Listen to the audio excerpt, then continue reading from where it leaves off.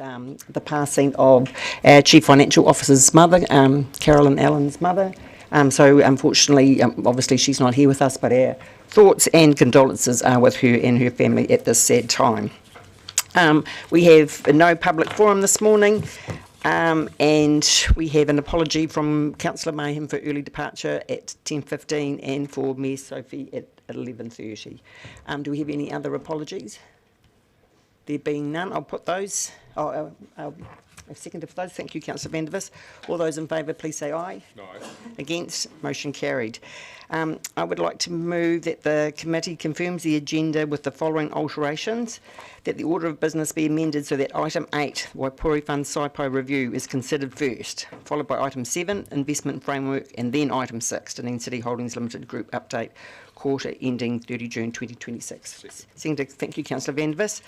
I'm going to put the motion. All those in favour, please say aye. Aye. Against? Motion carried. Declaration of interest. Members are reminded of the need to stand aside from decision making when a conflict arises between your role as an elected representative and any private or other external interests you might have. Are there any updates to the register? There being none, I move that the committee notes the elected members' interest register attached as attachment A and confirms the proposed management plan for elected members' interest. Seconded, Councillor van der Vis. Put the motion. All those in favour, please say aye. Aye. Against? Motion carried. I'd like to move that the committee confirms the public part of the minutes of the Finance and Performance Committee meeting held on the 21st of May 2026 as the correct record. Seconded, Councillor van der Vis. Any alterations or amendments to those? Not, I'll put that. All those in favour, please say aye. Motion carried. Item 8, Wipori Fund SIPO review. The Wipori Fund, the fund has a statement of investment policy and objectives, the SIPO, that sets out the framework for governing the investment of the fund. Dunedin City Holdings Limited has undertaken a review of the SIPO and a report on the review along with a proposed revised SIPO and a proposed governance agreement for the fund is attached. The report proposes that the committee makes a decision on the proposed SIPO and governance agreement. I'd like to welcome Mr. Tim Lone, Mr. Greg Anderson, Mr. Chris Mill, Mr. Peter Hocking, Mr. Hayden McAuliffe. I'm not sure. I know we have the board of Dunedin City Holdings here, which I'm appreciative of, and Mr. Richard Davies to come and speak to the report and answer any questions. Thank you, gentlemen.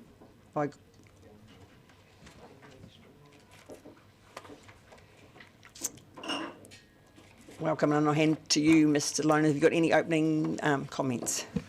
I'll be very brief. Thank you for having us, and I know there's been a lot of interest in the Wipori SIPO review. You have a paper with some attachments, with a summary presented on the paper. There's some recommendations here. We would just like to say that we strongly endorse option 1 that you have in your papers, which is to approve the proposed SIPO. We have spent some time on it. We believe that these changes to the SIPO will make it more efficient in terms of the way in which it's governed, the way in which the fund is governed, but also more effective over the long term in terms of the returns for council. There's nothing further I wanted to add as an opening comment. Thank you. Thank you. We've got questions, Councillor van der Vis, something on that. Yes. Regarding the buffer, has it been? Someone has suggested to me that rather than have a buffer, you could actually phase in the change to the 80%. Has that been looked at? Is that something that might smooth the transition a little better? I think, as we discussed last time, the implementation plan still needs to be worked on once the change to the SIPO has been approved and agreed, and that movement from where we are now towards the target of 80-20 is something that would be part of that conversation, and there would be more work on the buffer as well. So at this stage, if I understand it, we're looking at basically going to an 80% equities, and I think there's fairly broad agreement that that's a good idea. But what you're saying is that today we're going to approve that change, and how we get there may be either have a buffer and or get there by degrees. Yeah, I think we're looking for the delegation of those implementation details to DCHL once the SIPO has been agreed. Thank you. If I can just ask a follow-up question, just so that we're clear. So if we approve the SIPO today, it could be over some time before you get to the 80%, because obviously you don't want to liquidate something necessarily to change if that's, it's the wrong time in the market. So that's what you're saying. So it's not going to happen instantly to get to the 80%. No, it isn't. The first thing what we'll probably do is go to market to engage advisors, and so that'll take some time. Part of the RFP for that advice would be their initial thinking on this implementation plan. Yeah, thank you. Councillor Simms. Thank you, Deputy Mayor Lucas, and thanks for, I think, an outstanding report which presents the data and the relative options in a very simple and transparent manner, which is what all good reports should do. You recommend moving from the 45% growth, 55% income mix to 80-20, as has already been discussed. Is it true, had we adopted that mix at the outset, the fund would be worth more than $40 million today than it is? I haven't got the numbers in front of me, but yes, I think it's reasonable to assert that the fund value would be higher based on the actual returns that we've observed over that investment period.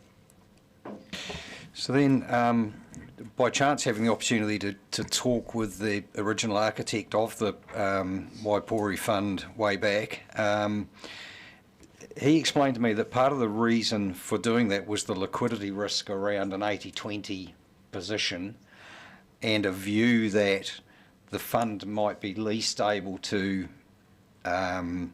sustain withdrawals at a time when it's most required by council. Is that a risk that we've considered? Absolutely, that's a risk we've considered. We think there are ways to overcome that, and part of the implementation plan and the provision of the buffer goes some way to doing that.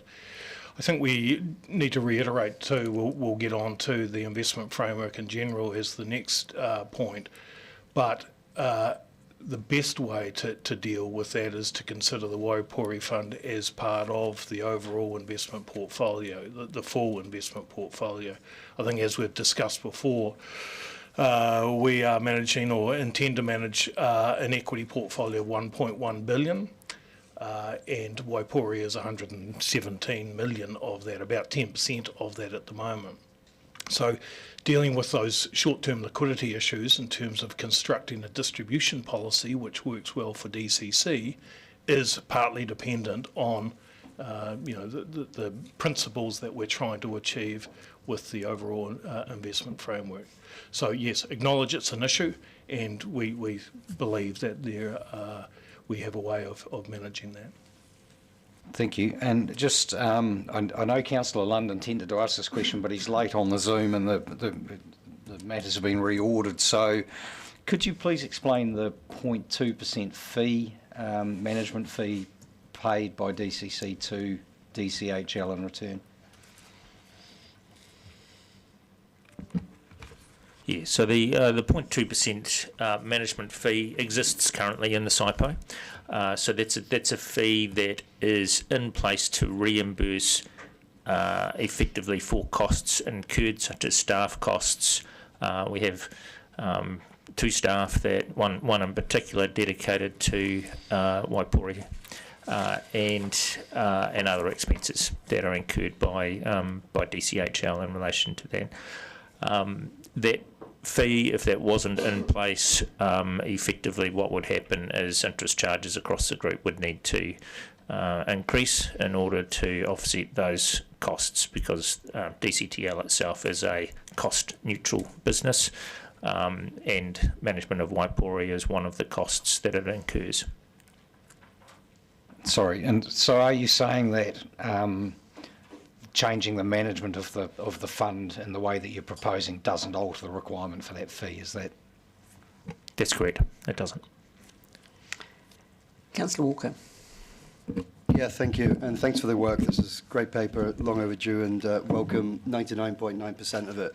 My questions relate to that 0.1%, and it's around the ethical investment suggestions, and it's particularly around the suggestion of now allowing for mining activities. And it will just indicate we may potentially at some point move a motion around this. So 2 questions. Firstly, reputational risk. And I think particularly of Santana and the controversy now going on in Central Otago on our doorstep and potentially being part of our family in amalgamation. How does this policy negate the possibility of us investing in something that, in essence, not only may be destructive of the environment, but is potentially a reputational risk for this council?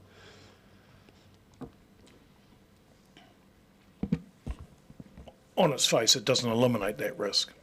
But there are ways of managing that as well. This is an area which has a bunch of complications in terms of being definitive in terms of how this investment should be guided. I think there's some sort of general, good practice principles and common sense principles that can be applied as well. But to your point, there is no way to absolutely, based on the policy that we've got at the moment, prevent that possibility from happening. So a subsequent question is then today, and some leverage please, Madam Chair, are there any guardrails we can do to put in today, or is it something we can propose some motion that can be brought to us in terms of looking for guardrails? Because I don't want to throw out the baby here with the bathwater. So, and I think it is of concern. I can see a few heads nodding around the table. And the other question would be, how many shares are there in the world to invest in? I don't know, 200,000? And we're talking about because the obsession here is with BHP, obviously, and Rio Tinto, eh? Yeah, we definitely acknowledge the issue, and ultimately it's the council's prerogative to set some of these policies. But we would just say that being too prescriptive on this will be counterproductive. And so I guess there needs to be a little bit of good faith in terms of allowing us as the investment manager to deal with those sensitive issues. But coming up with a policy now that will be fit for purpose for all potential future issues like Santana is not possible.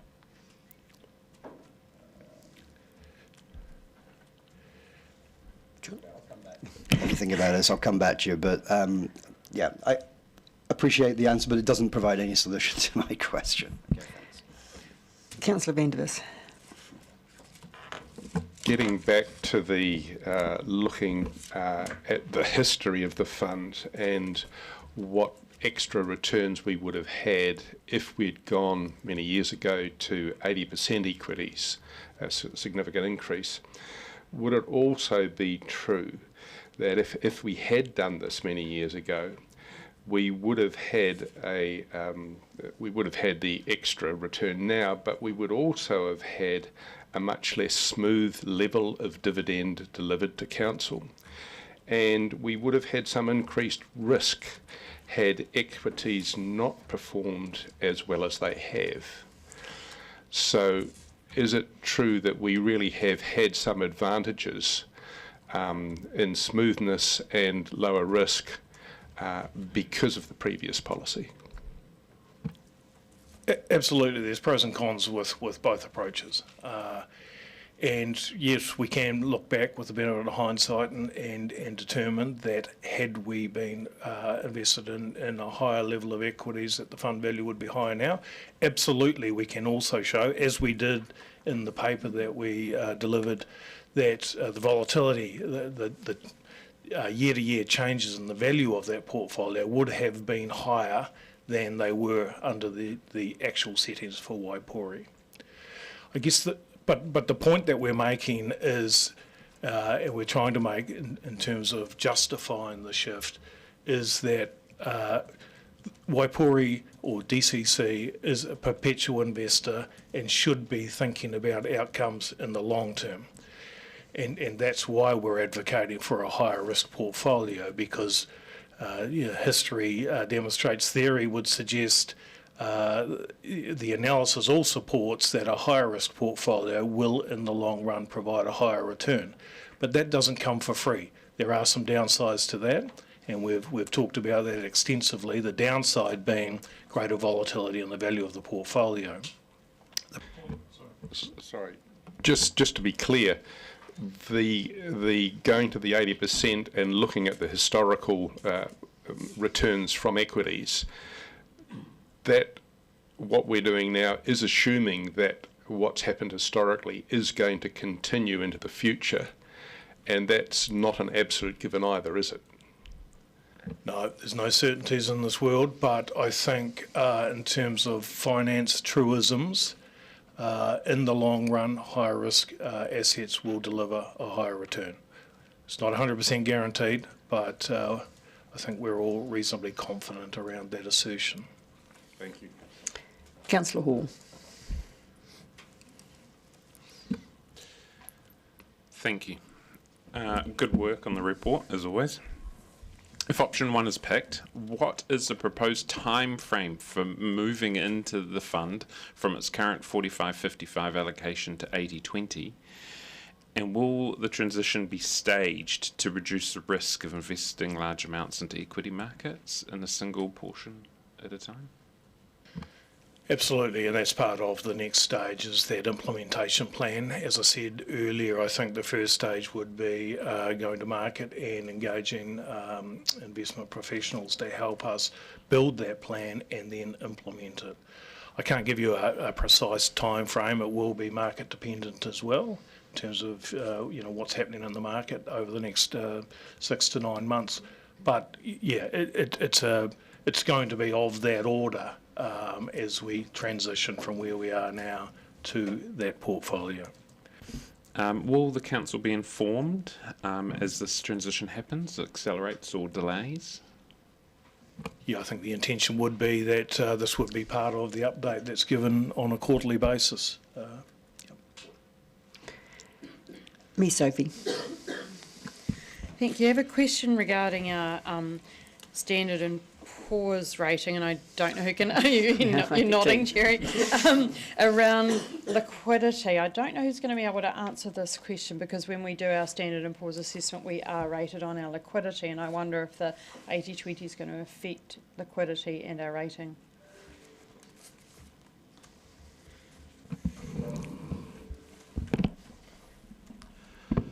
In terms of Standard & Poor's, includes the Wipori Fund and its liquidity measure.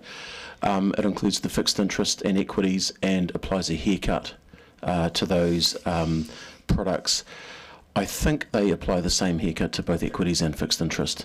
They used to apply a larger haircut to equities than fixed interest, but I think the numbers are the same now, and I think it's about 50% to both. So that shouldn't have any impact or significant impact. And looking at there's just is this an error in the report on page 65? It says 0.9 million return, and in our covering report it talks about approximately 0.8 million in today's terms. Is that just an error from one to the other, do you think, or has there been?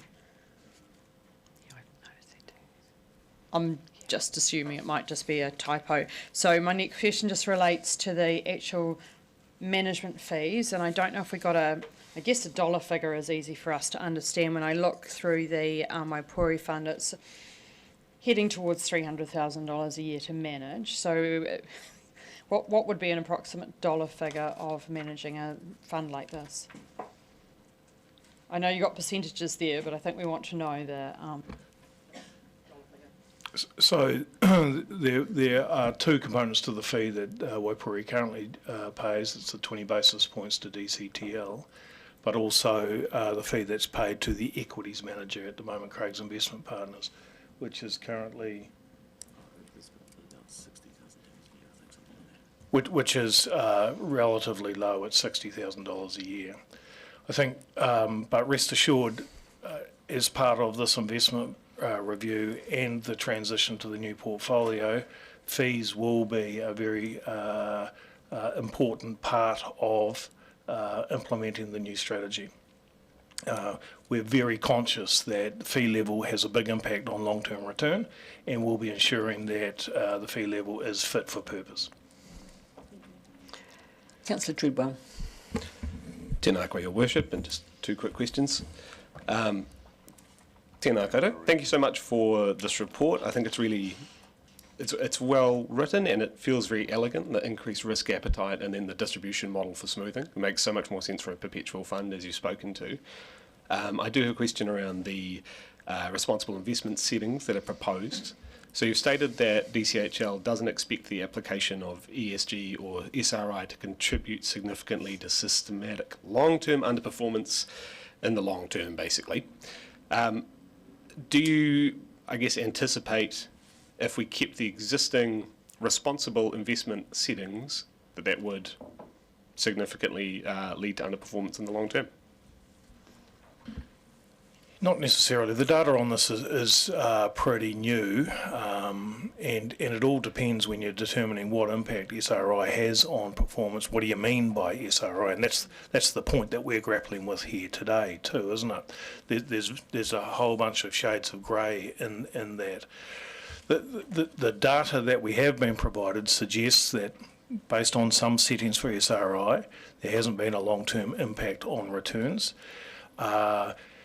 If we were to retain the current policy, would it have a long-term impact? We probably can't say with great certainty, but it's unlikely to have. It all depends on how we end up implementing the 80-20 as well, and how we structure that and how that's managed. Because it's one thing to determine that we're going from 45% equity to 80% equity.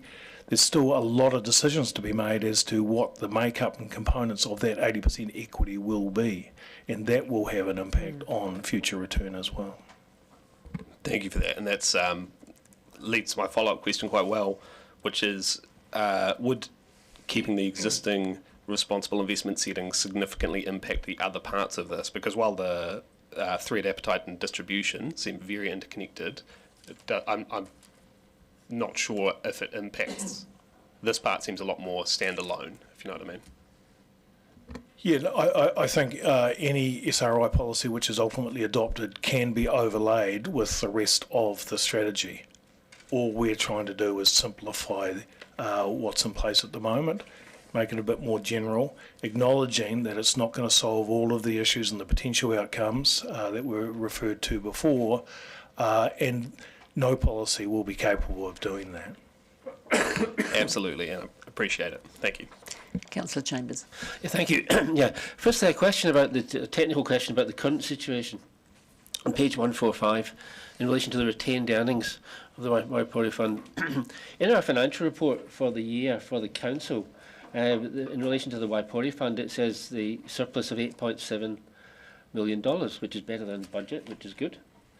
But in fact, I see on this page, we actually only get $3 million into the City Council coffers in the year. We don't get $8.7 million. We get $3 million. And you retain, there's just $3.2 million is transferred into the inflation adjustment reserve.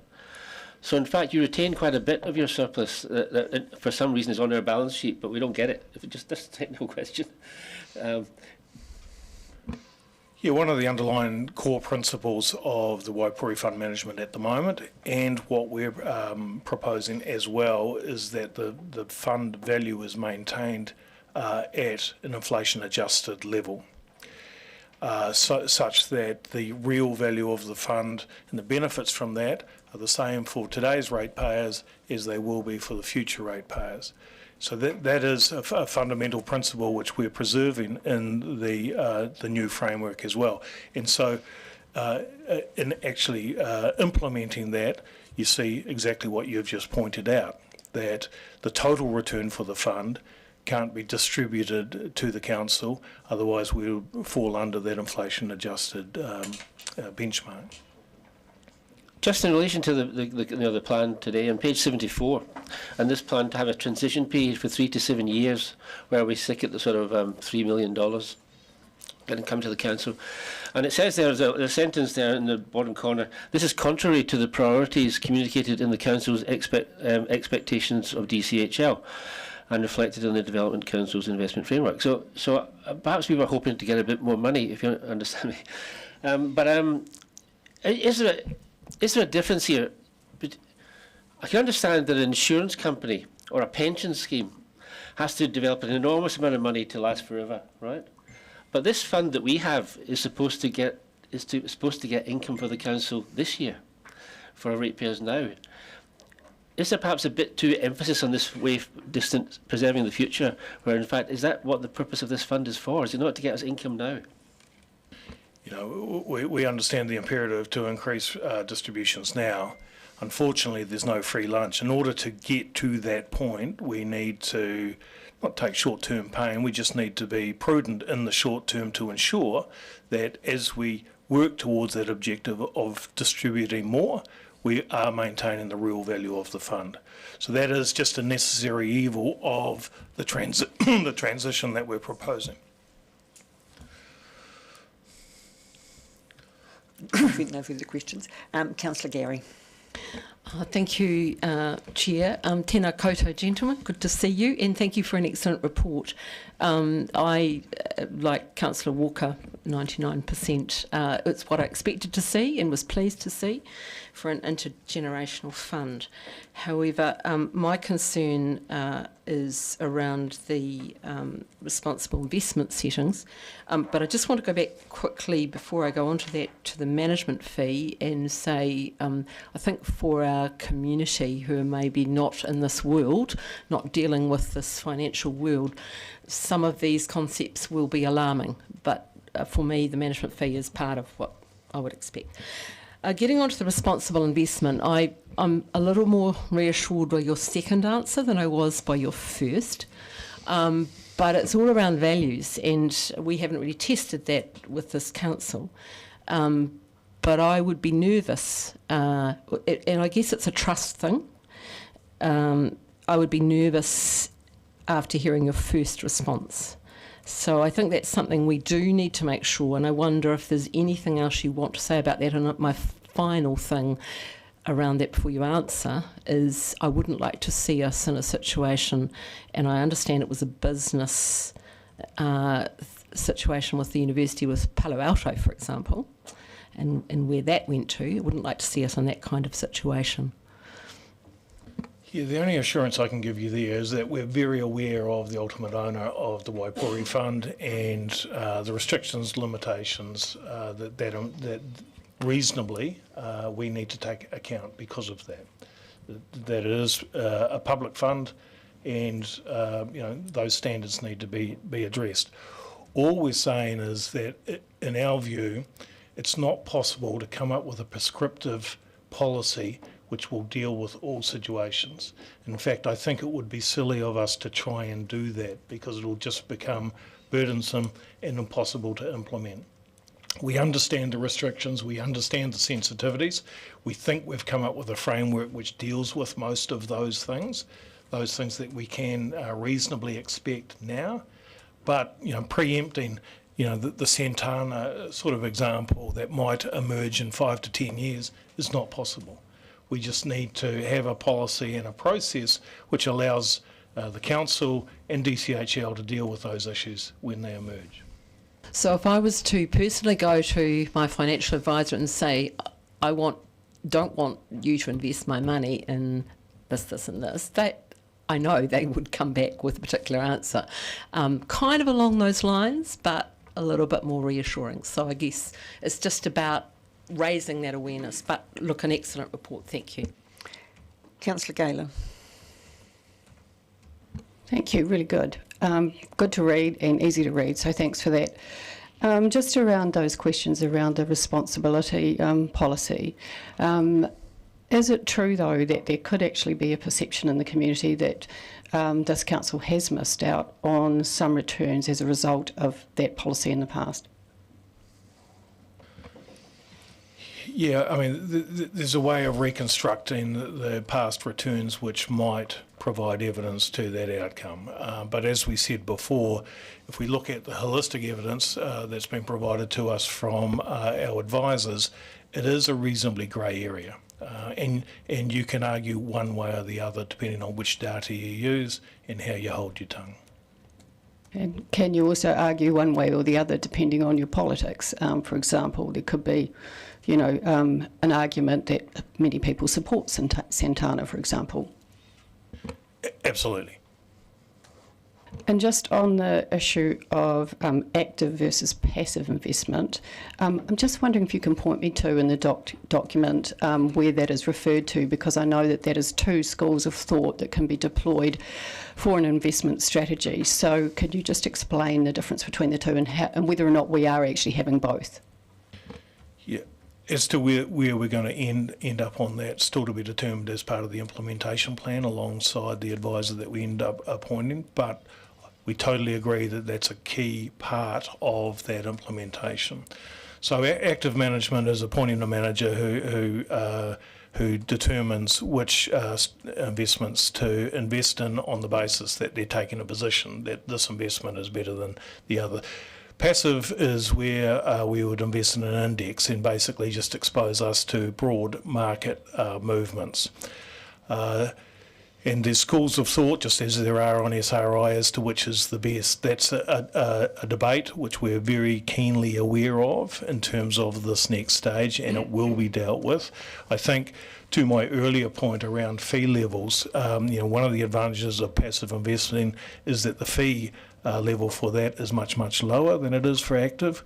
I spent half of my life when I was doing my PhD looking at this. Is there a benefit of active versus passive investing? And again, it's one of those arguments where the data can suggest both sides.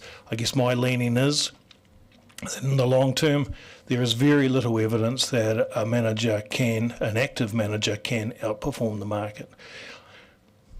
When it comes to the process of choosing investment managers, can you just walk me through the process that's intended for that, and also whether or not you're looking at one or two or even three?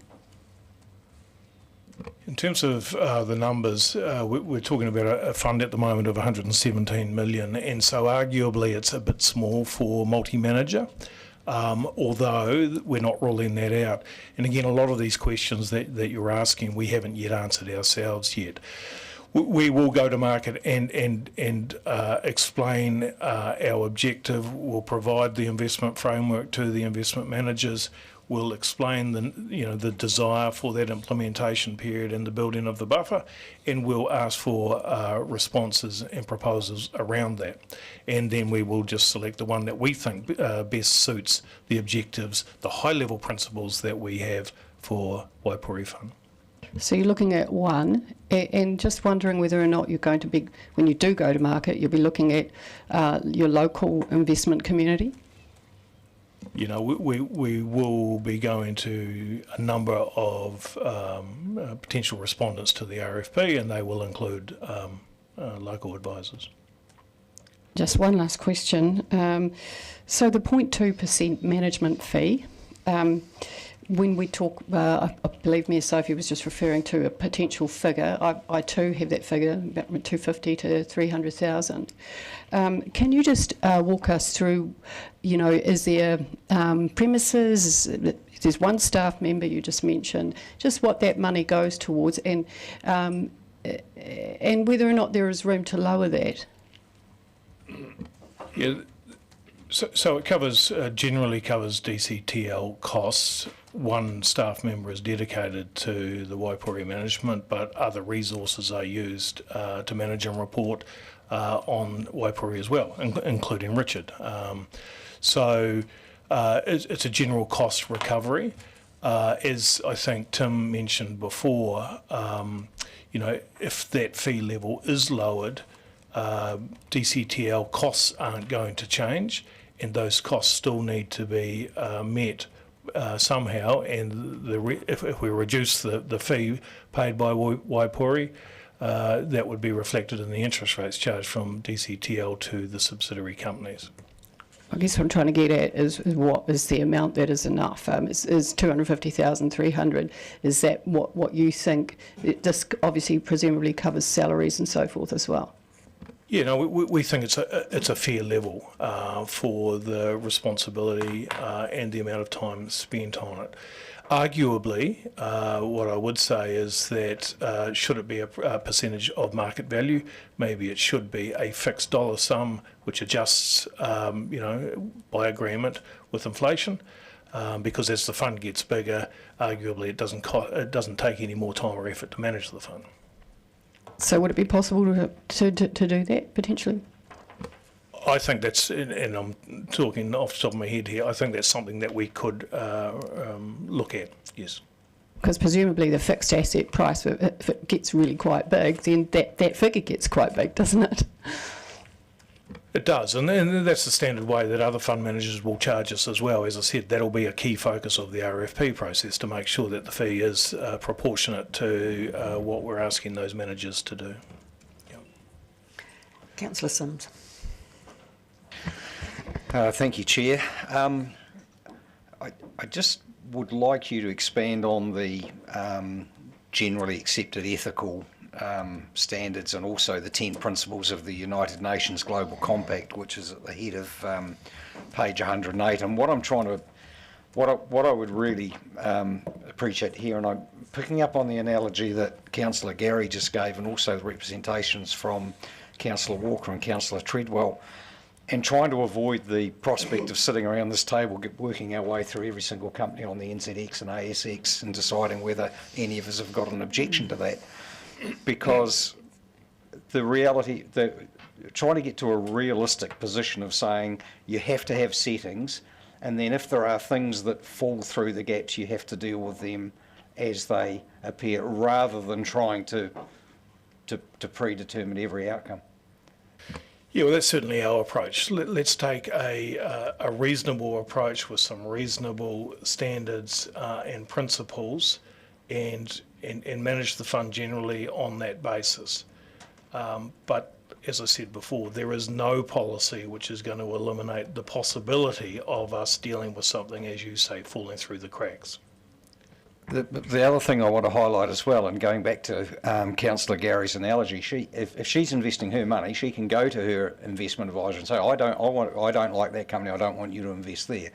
We've got 15 people around this table that represent 135,000 other people who have all got their individual beliefs. And, I abhor gambling. Gambling to me is up there. I hate it.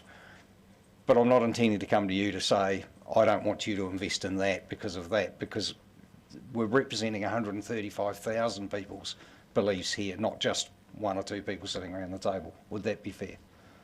Yeah, and that's why we're trying to strike that balance. As I said before, we understand the sensitivities given the public, investment and DCC issues, but we've got to strike a reasonable balance which isn't going to make everybody perfectly happy, but we think is workable and deals with most of the key issues around responsible investing. Councillor Walker. Guess what I'm going to ask? The responsible investment. Sorry, I knew this would get bogged down. It's a shame because this is such a good paper, and but it's really important because it is about reputational risk, and it also speaks to effects on mana whenua in this country as well. So something we can come on to. You said that we can't apply for all situations, but I'm not asking for all situations to apply to, and I understand probably more than most around here about ethical investment because I am an investor. I'm talking about Aotearoa, New Zealand, and I'm talking about locally here. And I'm looking at page, attachment 8, so it's page 34 of the excellent document. The very last paragraph says, allowing investment in mineral and resource extraction companies while maintaining explicit exclusions of fossil fuel. We can do anything around this table. We're governors. We can instruct you to maybe do something. So how about allowing investment in mineral and resource extraction companies in brackets, except primarily in New Zealand? So and that's not asking for all situations. That's taking a proactive approach to reputational risk for this council. Another thing, and this is a question for you, do you not think at the moment it would be very unwise, and I'd be very upset if this council was investing in Santana Minerals, because it's a very volatile, low revenue share. So I'm looking at ways where we can address it without having, and I agree, we cannot do all situations, because if we invest in Spark New Zealand, we're investing in the mineral industry, but that's different. So why can't we do what I've just suggested? Because I know we can do what I've just suggested. Yeah, we agree. It is doable. Councillor Leviso. Tēnā koe, Madam Co-Chair. Tēnā koutou, gentlemen. So I'm looking at the page 79, asset allocation volatility, and I just I don't understand the graph. So can you? It says differences in returns between 45-55 combination and 80-20. So for the global financial crisis, what does that mean, that graph? So sorry. That's just showing the difference between the two portfolios on a year-by-year basis. And it's demonstrated that through this period. And it's demonstrating that in market downturns, the 80% portfolio will have a lower return than a more conservative portfolio. So it's more volatile, especially in market downturns, but it also is likely to have a higher value increase in market upturns. So if there was to be another global financial crisis, what would the projections be after 7 years, going with the 80-20? In the short term, it's likely that the 80-20 would be more volatile. The price would reduce more than it would have for a more balanced portfolio. However, this is the point we're trying to make, is that while in the short term that's not a great outcome, in the long term the better performance of the portfolio will win out and the overall value of the portfolio will be higher. But there will be a greater short-term loss.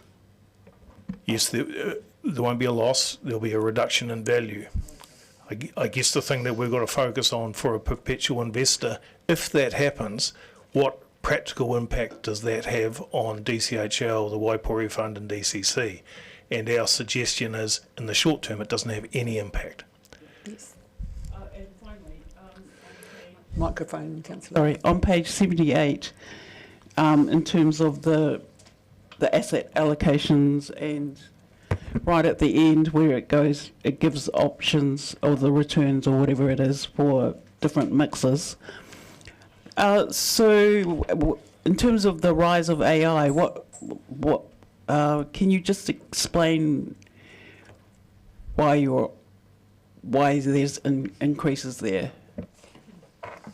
That's just suggesting that AI has led in the last few years to a bullish market where market values have increased higher than on average. And over that period, a portfolio which is more weighted towards the equities has performed better than a more conservative portfolio. And so I'm not really au fait with any of this stuff, but I'm just in terms of reading, and so I'm thinking, is it possible the so-called .com fall or crash or whatever, that might happen with AI as well? Absolutely. Yep. I have a question, and I think the rewriting of the SIPO is excellent, and also the governance agreement. The key thing that I picked up in the rewrite is there's no mention of Dunedin City Treasury Limited in either of those documents. There's one reference to the Treasury team. So that was obviously a decision not to refer to DCTL in any of that. I think it was just an indication that DCHL is ultimately the engaging party in terms of the management of this, and then DCHL will delegate to DCTL for day-to-day. I just wanted to check that. That's what I had thought. But I think having that governance agreement is an excellent idea. Are there any further questions, councillors? Yes, please. I'm just looking for some direction here around moving a motion around what I suggested. So I would appreciate if I'm going to do that, maybe a 5-minute or 10-minute adjournment so I can have a discussion with team. I just want to indicate that. Yeah. Yes, I mean, I'm happy if you, Councillor Vandervis has indicated he's going to move the resolution that's in the paper. So you obviously want to amend, or you're going to... Yeah, so if we could just have an adjournment for a couple of minutes so I can talk with the team about the practicalities of doing that. Okay, I'm happy to adjourn for 5 minutes. Okay. Seconded, Councillor Sims. All those in favour say aye. Aye. Against? Motion carried. We'll take a 5-minute adjournment.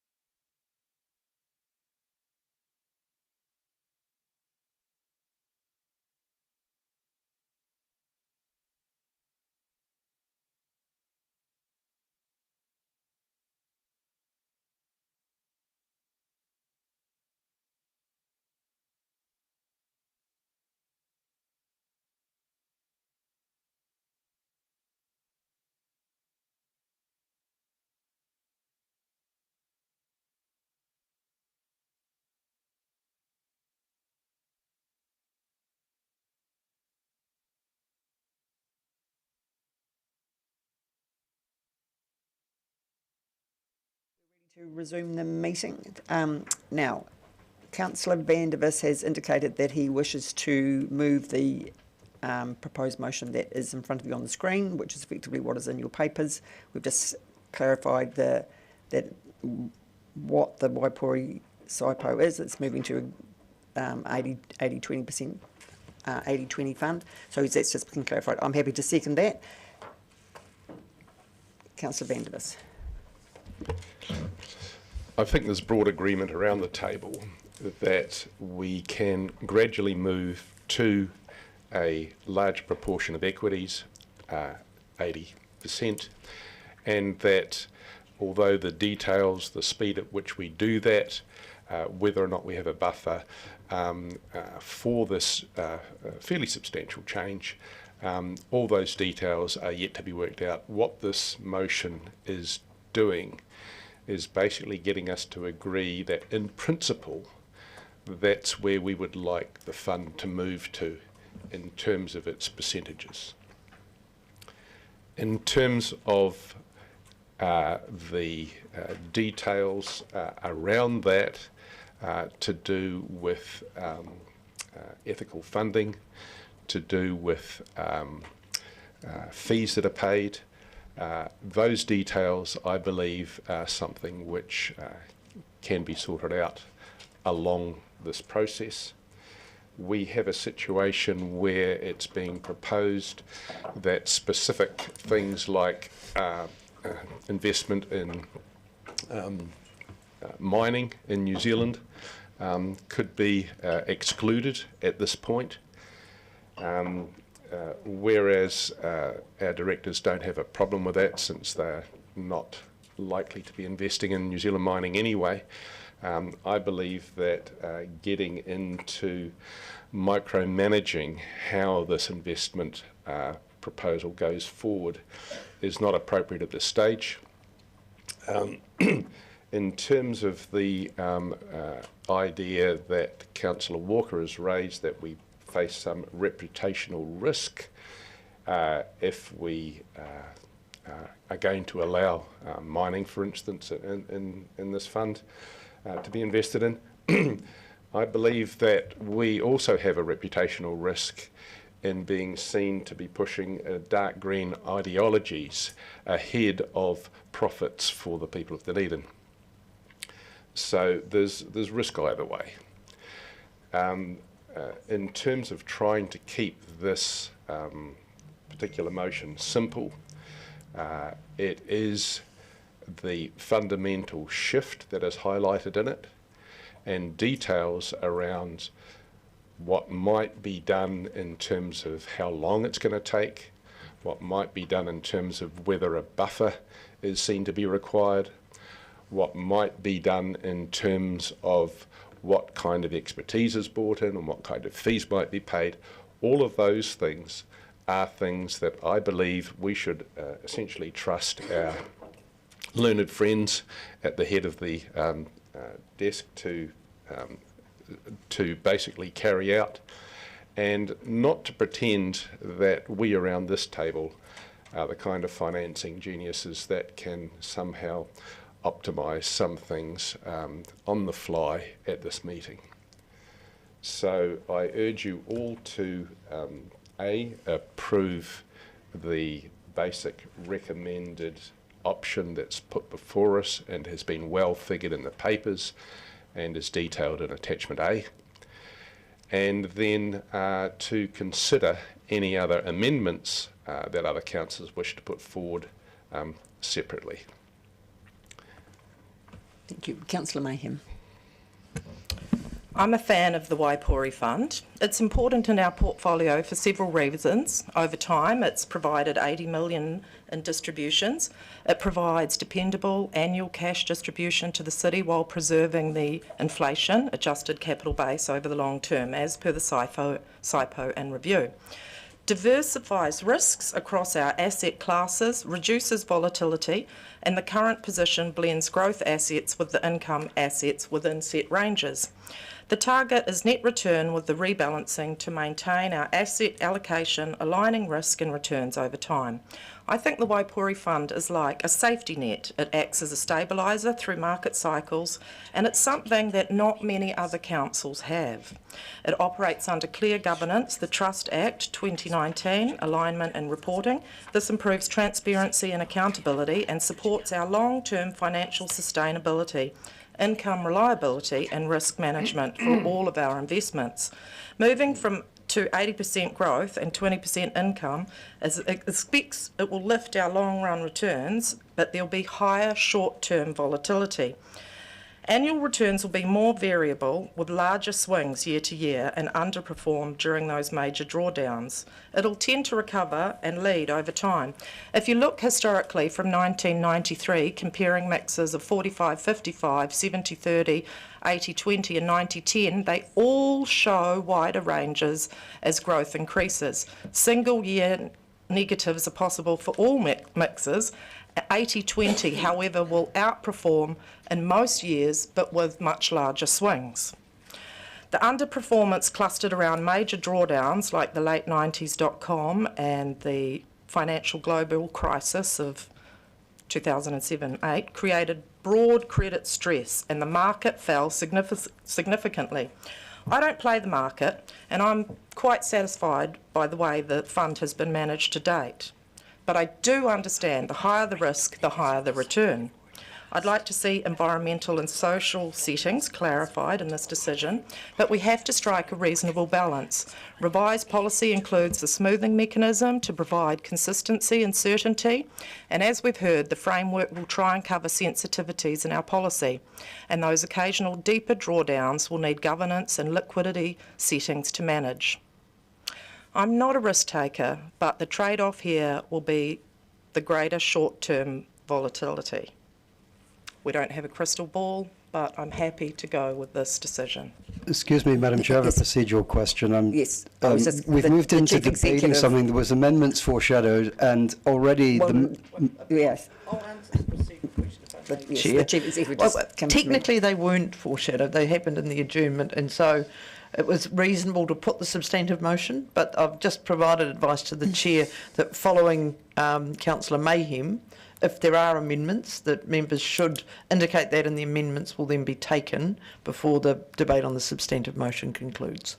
So, colleagues, do we have any amendments to the motion? Councillor Treadwell. Councillor Walker as well. Councillor Treadwell first. Tēnā koe, Your Worship. Shall we get the amendment up on screen, or shall I send it around? I've sent it to the GSO, so hopefully...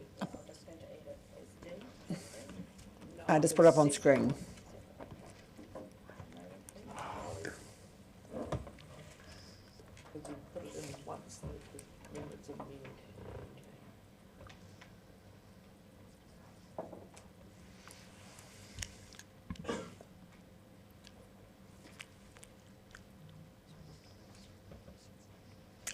I'll just explain, if I can, I'll just explain procedurally, councillors. So these amendments go to the substantive motion, so you can't debate them after the substantive motion has been passed, because that would be a direct negative of something that's already been passed. And so if you vote to accept this amendment, the SIPO, as per Councillor Vandeviss's original motion, is amended to include this change. And so that's what would happen. So, Councillor Treadwell, do you have a seconder for your amendment? Councillor Walker. Do you wish to speak to it? Tēnā koe, Your Worship, and tēnā koutou. Firstly, I just want to give a huge thanks to these gentlemen here for the wonderful work on the proposed SIPO. As I said earlier in questioning, I think it's really elegant the way that it properly adjusts our managing of the Wipori Fund for the consideration that it is a perpetual fund, which is in some ways unintuitive if you're not considering it from a conventional market point of view. I think we're largely in agreement, without speaking on behalf of the entirety of the council, that the increase in risk appetite is an appropriate measure, and then the changed distribution model to smooth the delivery of dividends and maintain the value of the fund over time. Again, with the consideration it's a perpetual fund, fits that really appropriately. So I really want to see this adopted. This is only a relatively minor amendment. Given what we've heard today about maintaining existing investment settings, it doesn't sound like that's significantly onerous, and it's also unlikely to significantly impact on returns in the long term. And while I do appreciate that that slightly limits the fund options, that's the outcome of any responsible investment framework. And we're not discussing getting rid of a responsible investment framework today. This is sort of a sticky intersection between governance and operations, and I've great trust again in these gentlemen here today, but I see this as a firmly values-based decision that we as governors need to weigh in on. Rather than taking on board the new SIPO or the new proposed responsible investment settings and trying to tweak and modify them, I feel that opens up a bit of a can of worms here. Effectively, if we start tinkering with the existing settings in this way, we are weakening the current responsible investment framework, and I don't think now is the time to be doing that. I don't want to see us here next year and 2 years' time going, well, vape stocks are doing great. Maybe we don't need to have such a firm stance on tobacco. So I think maintaining the existing ethical framework is the most straightforward way that we can stay true to our values as a council without opening up the can of worms of debating all of our potential investments. And the rest of the settings within the SIPO, I think, are excellent. So I would love for people to support this motion. Ka mihi. I'll speak next to that. I won't be supporting this motion. I think it was made very clear in the report, particularly on page 94 of our papers, the reason why DCHL were recommending the change, and what they're saying is that they recommend retaining Council's exclusion-based responsible investment policy while refining it to provide greater clarity, consistency and practicality for investment managers. The proposed approach continues to recognise that certain exclusions are widely supported by a broad community and are relatively uncontroversial for an ethical investor, including tobacco, gambling, adult entertainment and armaments. We're also recommending aligning the policy with the United Nations Global Compact, which provides a widely recognised and objective framework for assessing environmental, social and governance issues. And I think the key thing is it makes it a more practical, user-friendly with on a day-to-day basis the policy that DCHL are suggesting, and I think we have asked them, and they are definitely the experts in this area. I'm not an expert in this area, and that is their recommendation, and I would like to support their recommendation, so I won't be supporting this. Councillor Gaylor. I also won't be supporting this amendment. I believe that DCHL has come to us with some important slight tweaks and changes that I think we need to listen to. They are the experts. In particular, I believe that this does already represent a very good allocation. There's a risk that with keeping the so-called responsibility investment philosophy the same as it is, we actually turn it into an irresponsible investment philosophy that shortchanges our ratepayers in the long run. At a prior workshop, we discussed this, and it was indicated to us that in the past 3 years we perhaps have not had the returns that we could have if we had had a slightly more adjusted setting that took advantage of some of the very good returns that certain stocks were giving. I think that it's very subjective as to whether or not certain stocks are responsible or not, and I think we should leave this to DCHL to responsibly manage for us. As Councillor Lucas points out, this approach remains consistent with Council's ethical objectives while improving diversification opportunities and reducing ambiguity for investment managers. And I'm not happy to support this because that flies against that particular piece of advice that we've had. Councillor Vandervis.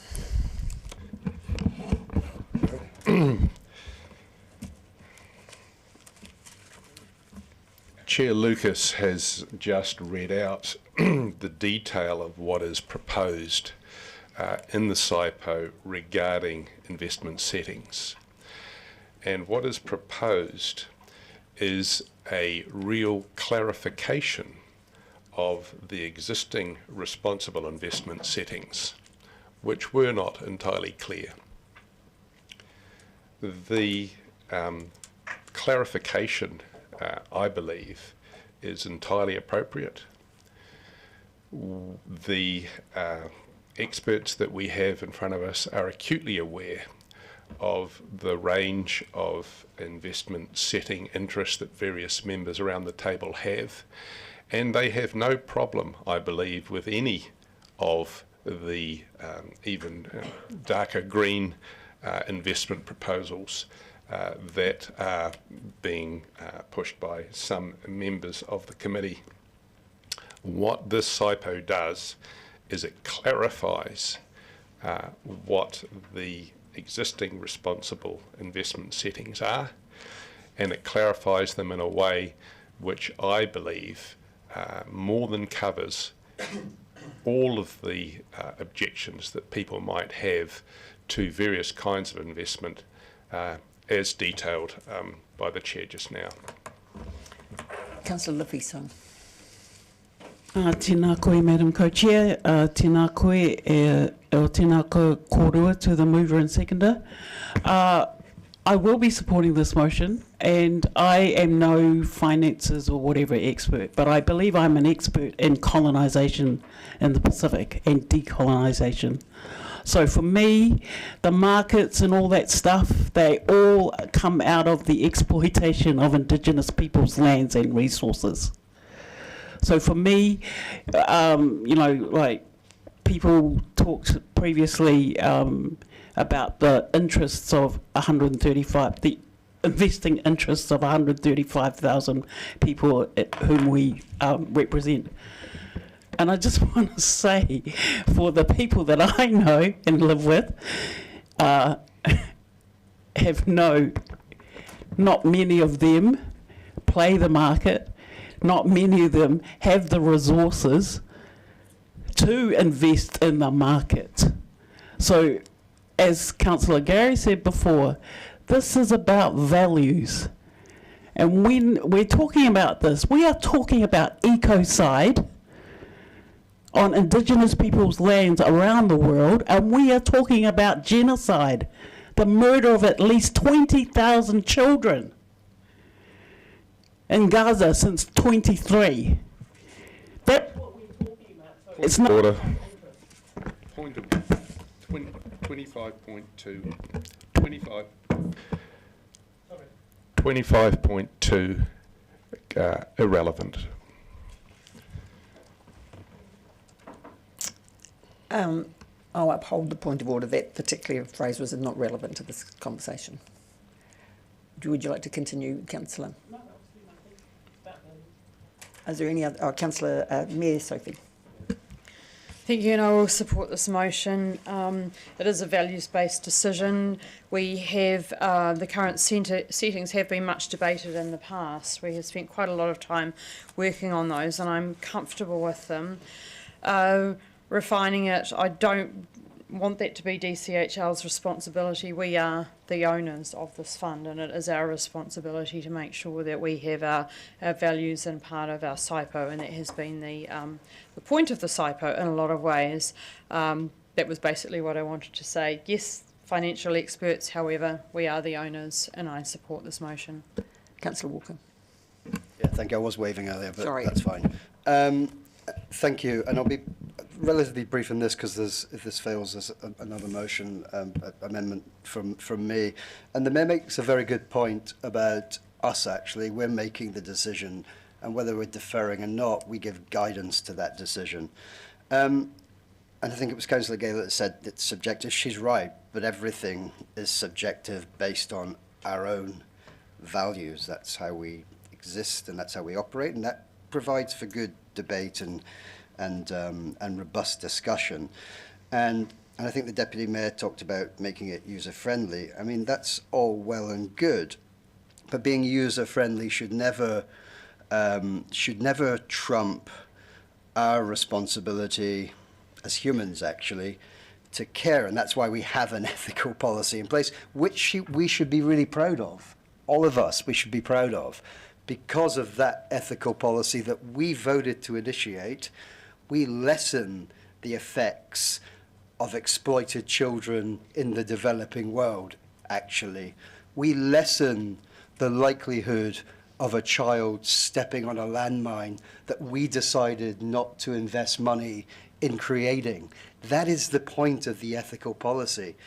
And deciding to shift it slightly is literally like dropping a raindrop in the Pacific Ocean in terms of the return we're going to make. So the decision we make is how do we balance our ethics, our belief, our humanity with the return, which is negligible whichever way we go. The report says that. It matters. We can make decisions and sit in the higher moral high ground here and still make loads of money. We're sort of in a win-win, but we get to be nice and caring and while we go about it. So we shouldn't overstress this. We have a policy setting that is already working. And we're talking about shifting this slightly to invest in a couple of shares in Australia that are doing really well. They're called PHP. They're massive companies, and Rio Tinto. They're huge. And we could have made returns on those. But also, as somebody who invests regularly, I'm forever like you guys who invest going, oh, if only 5 years ago I've invested in that, or if I'd invested in Microsoft back in 1989. That's not how it works. This is about our ethical responsibility of the council. And I'll remind you again, be proud, be very proud of the fact that we already have it. Making decision to support this today makes you more human. Thank you. Councillor Hall. Thank you, Chair. I'll keep this short. I support this. Moving the fund to 80-20 allocation is about improving the long-term performance. It does not require us weakening our ethical investment rules. We can pursue strong returns while retaining the responsible investment standards the Council has already established, and I see no good reason to quietly lower the standards as part of this review. Thank you. Are there any other Councillor Gary? Thank you, Madam Chair. I wasn't going to speak actually because many of you have covered my thoughts, but I feel the need to do so. It is not unusual for the holders, the owners of a fund, to approach their financial advisors and say, these are our values and this is what we want you to do. And that's really what we're doing today. I absolutely acknowledge the expertise of the people in front of us. They're a great deal more expert than all of us. But some of us are familiar with this world as investors, and we're also aware that many of the people in our community are not. And so this is a new world, and talking about these kind of levels of funds is pretty gobsmacking, really, and eye-watering in these really difficult times. So I'll be very mindful of that as I speak. If I had to choose, and I am, then I will certainly always go for the humanity over the returns. But I don't believe there's going to be a huge impact on supporting the responsible investment settings that we have in the current SIPO. I don't believe that's going to mean that we don't get really good returns on our money. And I agree with Councillor Walker that it's a win-win, actually. And yes, these things do have an impact, and I think he articulated that really well. And I actually do think that Councillor Lefiso's comment was relevant, Madam Chair, and I'll tell you why. I gave the example of Palo Alto and the university, and that was a business interaction as opposed to an investment, if you like. My daughter has decided not to do her Masters at the University of Otago because of that decision. So it does have a reputational impact. That's just one small example. But there was a time, and I remember it, when ethical investing was new and different. and perhaps Councillor Vandervis could have been described as dark green ideology. But today it's best practice, it's normal, it's exactly what you would expect. So I don't see this as being particularly unusual. I think as the holders of the fund, it is our right to say, this is what we need to be doing. This fits our values, and it certainly fits my values. Councillor Simms. Thank you, Chair. Lucas and I won't be supporting this amendment, and the reason is I'm actually highly concerned about some of the speeches that have just been given, because it could easily give other people that are watching this the impression that the directors of DCHL are all of a sudden going to start investing in armaments companies or all the other things that they're not, and that is not the case, and that is some of the speeches here, they're almost in response to that type of move at all. Councillor Lucas has read the section from the paper which really adequately explains the rationale that the directors are trying to apply, and it's very hard to find fault with that rationale. But most of all, I do not want any reporting or anybody watching this to get the impression that these people here are abandoning the ethical settings that this council has. This council owns half of Dunedin International Airport Limited, and I have seen people on this council then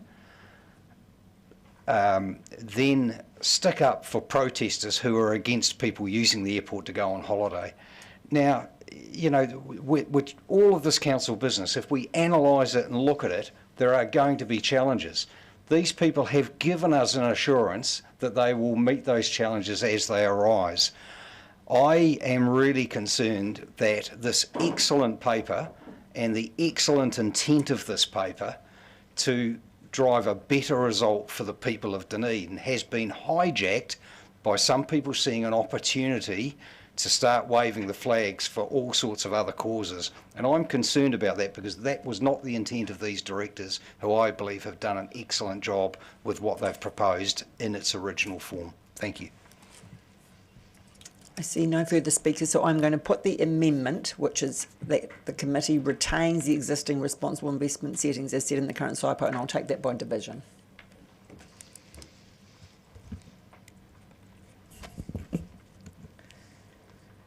Mayor Barker? Aye. Councillor Chambers? Aye. Councillor Gary? Aye. Councillor Hall? Aye. Councillor Fiso? Aye. Councillor Simms? No. Councillor Treadwell? Aye. Councillor Walker? Aye. Councillor Weatherall? No. Councillor Lucas? Sorry, I should have called you. No, and you've missed Councillor Gaynor. Apologies. You're at the bottom of my list. Mr. Broughton? Abstain. Mr. Langsbury? Aye. Councillor Gaylor? No. Councillor Vandervis? No. The motion is carried 8-5 with one abstention. Thank you. Now, Councillor Walker, you had indicated, okay, so there's no further amendments to the substantive motion. So we'll go back to the substantive motion, and I had Councillor Weatherall next to speak. Get it up with Yeah. the amendment now. We'll add that to it. Yeah. Yeah. But Councillor Just one Weatherall. moment. Thank you, Chair. The Wipori Fund has been a great investment for the city, having received more than 80 million in distributions. Today we should be proud that the fund is worth nearly 118 million, which is clearly big enough to manage the volatility of a higher risk, bigger return investment strategy. Successful investments are not about admiring yesterday's results. It's about making the money we have today work harder for tomorrow. And that's really what this proposal is about. We're moving from a relatively conservative investment approach to one with a much stronger focus on growth. Yes, that means accepting some bigger ups and downs along the way, but volatility isn't necessarily our enemy. Being too conservative for too long has a cost as well. And we need to remember, this fund isn't being invested for next year. It's being invested for generations. I also like the discipline in this proposal. We're not simply chasing higher returns and immediately spending them, with the plan to build a buffer first to protect the real value of the fund and then aim for stronger and more reliable distributions to council. So we're not going to be raiding the piggy bank. Pretty soon we'll require a larger piggy bank to hold the increase in funds the portfolio will generate. Council has asked DCL to find ways of getting better returns from our investments to help take pressure off ratepayers, and thankfully the board has come back with a clear answer. The only regret I have is that this 80% growth, 20% income focused investment strategy was not implemented years ago. So this motion has my enthusiastic support, and we don't need amendments when councillors have said they were 99% happy. For goodness sake, you will never get 100% acceptance. Let's protect the capital, accept sensible risk, and have faith in the experts before us today. I'm very disappointed, but I'll be supporting this. Thank you. Thank you. Councillor Hall, did you want to speak to the substantive motion? So, Councillor Hall. Thank you, Chair. I support this option. The Wipori Fund is not a short-term savings account. It is a perpetual, intergenerational investment fund. And our investment strategy should reflect that long-term purpose. The fund begun at 56 million. It is now approximately 118 million, while distributing more than 80 million to council. It has served Dunedin well, but its current investment settings are conservative and limited in what we can deliver in the future. Moving to 80% growth allocation will mean greater volatility. There will be years where the fund will fall in value, and we should be completely honest about that. But in the short term, volatility is not the same as long-term loss. With the current volatility in the market, it's going to be very interesting. I also support the transition period. We are not immediately extracting every additional dollar. We are allowing the fund to build a buffer so it can withstand the future downturns, while continuing to support council and reduce pressure on the ratepayers. This is no investment options without risk. Remaining overly conservative also carries a risk. Lowering long-term returns, less protection against inflation, and less income available to support future generations. This proposal strikes a sensible balance. It provides the fund real value, strengthens its long-term earning potential, and creates a more sustainable distribution for council. I would also be very happy to see the fund grow considerably further if retaining a little more in returns in the short term allows compounding to build a much larger fund that could provide greater and more sustainable distributions in the future. The stronger we can make the Wipori Fund over time, the more it can help relieve pressures on rates and support future generations of the Dunedin ratepayers. For that reason, I'll support this. Thank you. Councillor Walker. Yeah, thank you, and thank you for the debate today, and thank you to the team for an excellent paper. And for me, around this table, I've been asking for a long time in this forum and in workshops about the current balanced income approach. And this SIPO review gives us, I think, the opportunity to set the Wipori Fund now up for the long term, and that's how we should always, or for the long haul, that's how we should always be thinking in terms of investments and for future generations. And after the amendment, I now believe that the draft SIPO is now 100% sensible step forward.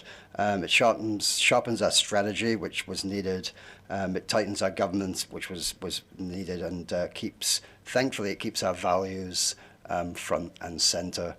And I'm holding back the tears, which is good. So well done, Mr. Mover of that amendment. and here's why I support the core changes, and a bunch of you have spoken to them. I think shifting to an 80-20 growth to income mix recognises the fund's core perpetual purpose, and it aims, as it should, as I mentioned, for stronger long-term returns. And the proposed asset-based distribution with smoothing means that we'll get a steadier, more predictable contributions to council services, and I think that's a really valuable thing for us as governors, and it does it without, importantly, eroding the real value of the capital. Governance is clearer too. Roles for council and DCHL are sort of better defined, I think. The reporting is more structured, and the accountability is definitely strengthened. And the responsible investment settings aligned to clear principles signal that performance and ethics must and should and can go hand in hand. And I did have when I wrote some ideas, I had a big spiel here as to why I object to the ethical things. I can now just pass those by. So just, I guess, in closing, in short, the draft SIPO gets the big things right, so well done. Pat yourselves on the back. A growth posture is suited to perpetual fund, as I said. A smarter distribution model, stronger oversight, and responsible investment at its core. And I said earlier, be proud of that. So I'm happy to adopt those strengths, and now happy we retain the tight guardrails around mining exposure, which protects our principles and will not in any way affect our performance. That's how we grow the Wipori Fund responsibly for today's residents and hopefully for tomorrow's. Thank you. Mayor Sophie.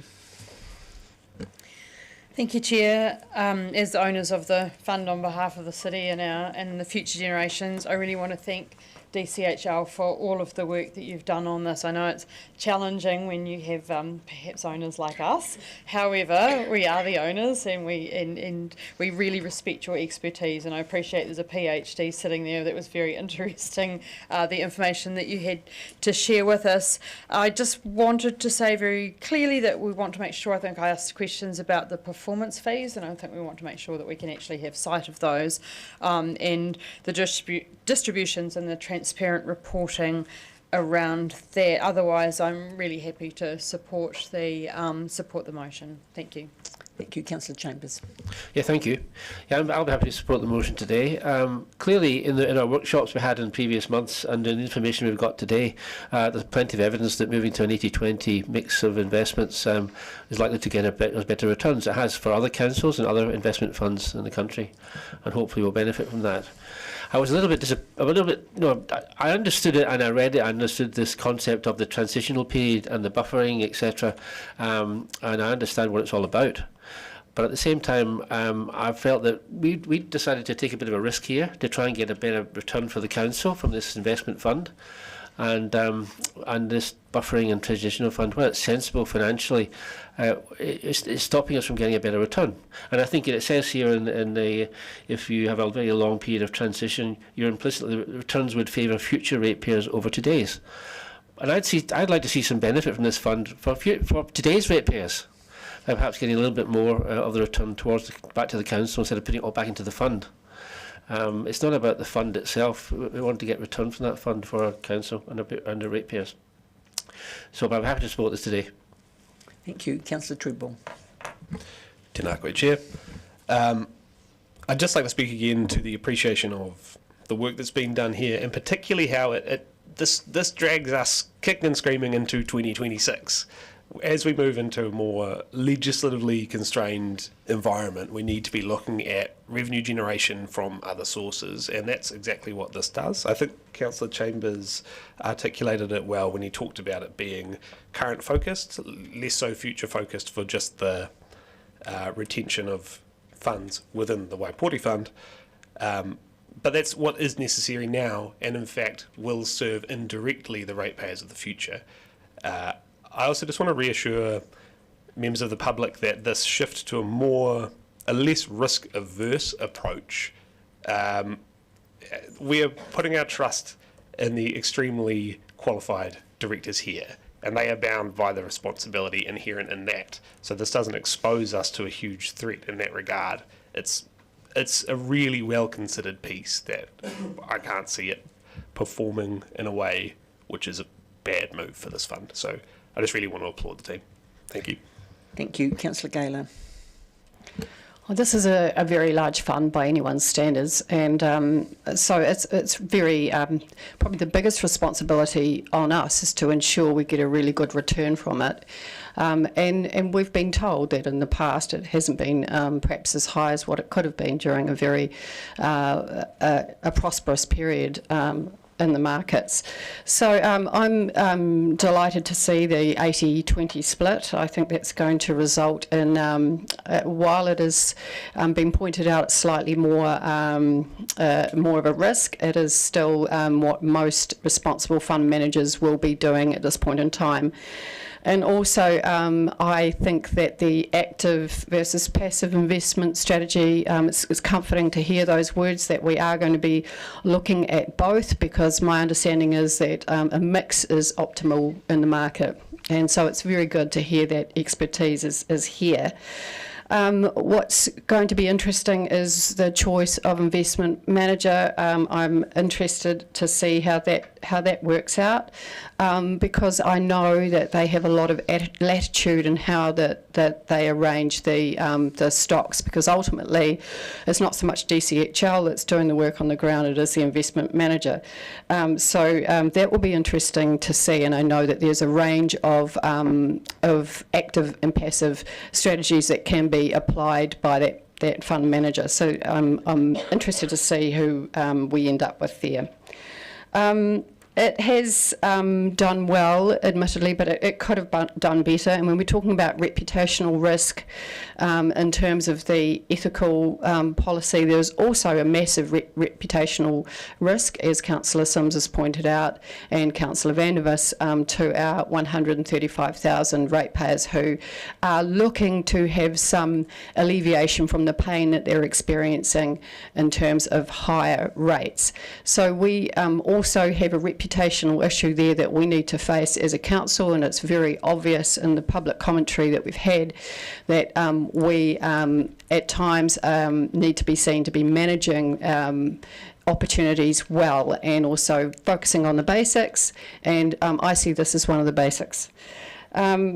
In terms of playing the market, I just want to, I find that term difficult to comprehend when we have such expert managers here with us today. DCHL does an excellent job. I don't believe there's any playing of the market in this instance. This is scientific, it's carefully thought through, and I think we're in excellent hands. And that's all. Thank you. Councillor Simms. Thank you, Chair. Thank you again to the directors who have put together such an exceptionally detailed and extensive paper. Our current settings for the Wipori Fund are akin to a 63-year-old's KiwiSaver account. The proposed settings are akin to a 20-year-old's KiwiSaver's account, which is much more in line with where our council and where the Wipori Fund should be looking. I accept what Councillor Chambers has been saying, but I think there are some real opportunities with this fund now to generate better long-term returns for both this generation and future generations to come. And I certainly welcome those change in those settings. It will allow us, a lot of people have talked about volatility, but volatility is actually the friend of growth stocks, because following the volatility you generally get periods of extreme growth. And when that has happened, and it happened after the COVID pandemic, and that is graphically shown in the graphs that have been presented to us today, we largely missed out on that because of the settings that we held. So I welcome the change in settings, I welcome the change in approach, and I thank again the staff for or the directors for their work on behalf of the people of Dunedin. Thank you. I would also like to echo the thanks to the board of DCHL, and I appreciate that the whole board is here today, that you see that this is such an important matter, along with your staff, and I know it's been a huge undertaking. We kind of put the pressure on you to review the SIPO sooner rather than later, and I think your comment, Councillor Treadwell, about bringing this into 2026, and I think the settings that were in the SIPO were probably appropriate for the council of the day when they were set. And so, as Councillor Walker said, this is something that we've been asking for quite some time to review that. So we really appreciate the expertise that's been brought to this, to review this, and acknowledging that we are, as I think is what you're alluding to, Councillor Simms, that we are a perpetual investor, that we're not intending to be liquidating the fund anytime. So it is appropriate to have a more risky setting, and acknowledging that there will be times when the fund does make a loss, and to your point, Councillor Chambers, is by changing the distribution method, by having the rolling average, we'll actually be returning more, even in the years when there is, the fund has not grown, we're still going to get a return, which is not the case, as you have noticed from the graphs. There's been a couple of years recently when we haven't made a return to council. So it actually is going to be better for the ratepayer. And as you alluded to, in the current environment, we need to be looking at every tool available to us. And this is one of a tool that we are looking so that we can increase our revenue outside of rates. So I think this is a very timely review. So once again, thank you for that. Councillor Gary. Oh, thank you, Madam Chair, and Councillor Simms stole my KiwiSaver analogy, because that's okay, because I think it's a very good one. If you were advising a young person who's starting out on their KiwiSaver journey, you'd be advising them to do something in the realm of the 80-20 kind of investment, and someone of my age would be a much more conservative approach. So that kind of puts it in the realm of what people understand and what might be in their experience. This makes entire sense to me. It was solid advice. It's what I would have expected. And as I read the report, I was ticking throughout the report. I just want to go back to the comments around if only we'd done this then. And I think, Madam Chair, you're right. The risk appetite was different at the time, and the decisions were made at a particular point in time. It's very easy to go back and say, oh, if only we'd done. But I believe, I've been around for some of the decisions, I believe that the decisions were right at the time. But we are in a different era, and we have asked you to do this work. You've done it particularly well. The thing I don't want to see going forward, and I was really glad it was stressed in the report, is around we can expect volatility. So there's no good in a future council coming and saying, oh, look what you've done. Look what the fund's doing. You're not managing it properly. That's not how it works. We've got to be here for the long haul. As we've said consistently, it's an intergenerational fund. We're here for the long haul. There will be ups and there will be downs. As for the management fee, that's par for the course. But I trust that you will negotiate that hard. And I too want to acknowledge your expertise and sterling advice in this regard. Of course, that is what we need. None of us are experts around this table in the way that you clearly are, and I was also interested in the PhD advice. We need to listen to your advice. We won't always agree with it. That's our prerogative as governors, but this was an excellent report with excellent advice. Thank you. I don't see any further speakers. Councillor van der Vis, would you like your right of reply? Thank you. This change that we're making today may result in some discomfort in the next year or two or three, and we don't want to minimise that. The discomfort being that if we do have another market crash, and we've had a series of them and they will keep coming, we're going to find ourselves perhaps tempted to not maintain the value of the fund. Councillor Weatherall has said we're not raiding the piggy bank, and we certainly aren't. But the temptation to raid it might become a little greater if we find ourselves in a situation where suddenly we're not getting a dividend from the Wipori Fund. If you go to page 72 on our agenda, you'll see that in the years from 2009 to 2012, under Mayor Cull, the fund was rated, and it was rated for successive years, and didn't maintain its inflation index value. And it was a real struggle actually at the time, which I was particularly keen to see, to make sure that we got back to a situation where the inflation indexed value of the fund was maintained.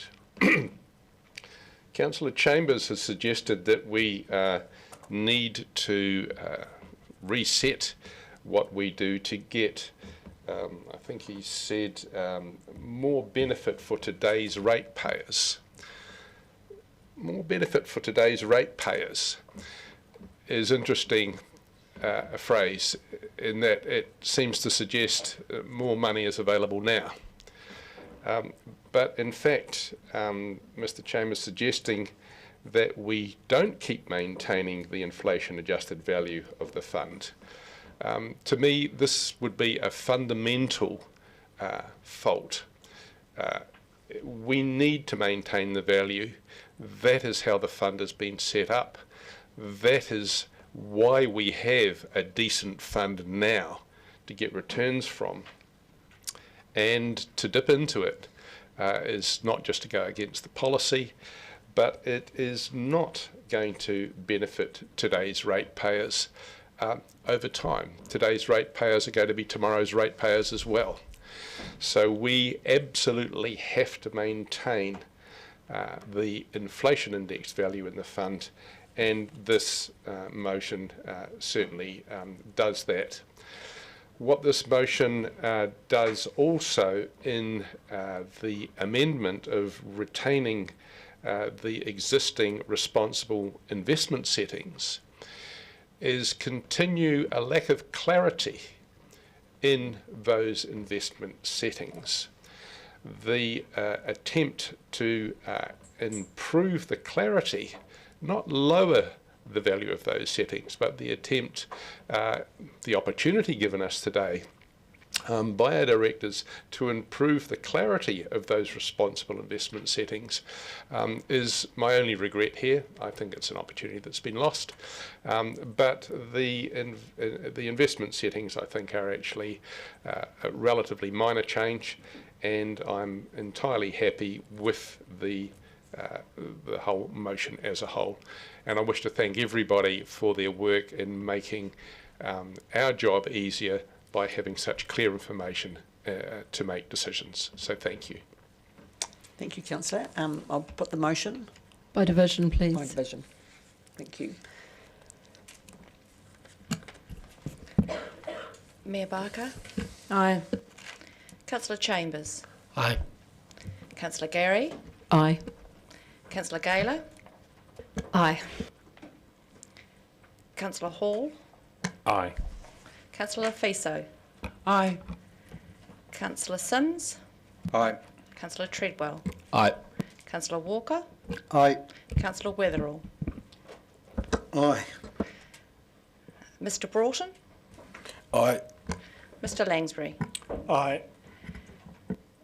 Councillor Vandervis, Aye. Councillor Lucas. Aye. The motion is carried unanimously 14. Thank you very much, and thank you very much to everybody for their work on that. And before we adjourn, I think this would be an appropriate time. I see sitting in the public gallery, I'd like to take a moment to acknowledge the outgoing Aurora Chair, Mr Steve Thompson. Steve retires as the Chair of Aurora on the 30th of September after 10 long, possibly arduous years, and I think it's very appropriate that seeing he's here today, that I think that Council will acknowledge the huge work and commitment. You came into Aurora at a time when Aurora was constantly on the front page of the Otago Daily Times, and was, you know, a real problem child, should I say. And under your very strong and clear direction, I know that you have spent many hours every day, pretty much when you've been in town, you've been down there in the office working, and we really appreciate the work and the fact that you've turned Aurora around, and We know it hasn't been easy, and we asked you to stay on longer because of the electricity industry is extremely complex, and we've been on the customised price plan, and to come off that, we needed your guidance to come off that. So we thank you for staying on and for your work. And I know, and I see our new chair sitting there with you, Ms. Janice Frederick. We welcome you, and I'm sure Mr. Thompson has given you some pointers. He is running. I know he did say he was off on the 30th of September. He is running. So, but Steve, sincerely, on behalf of council, we would really like to thank you for your commitment and your contribution to the city and your time at Aurora Energy. Thank you very much.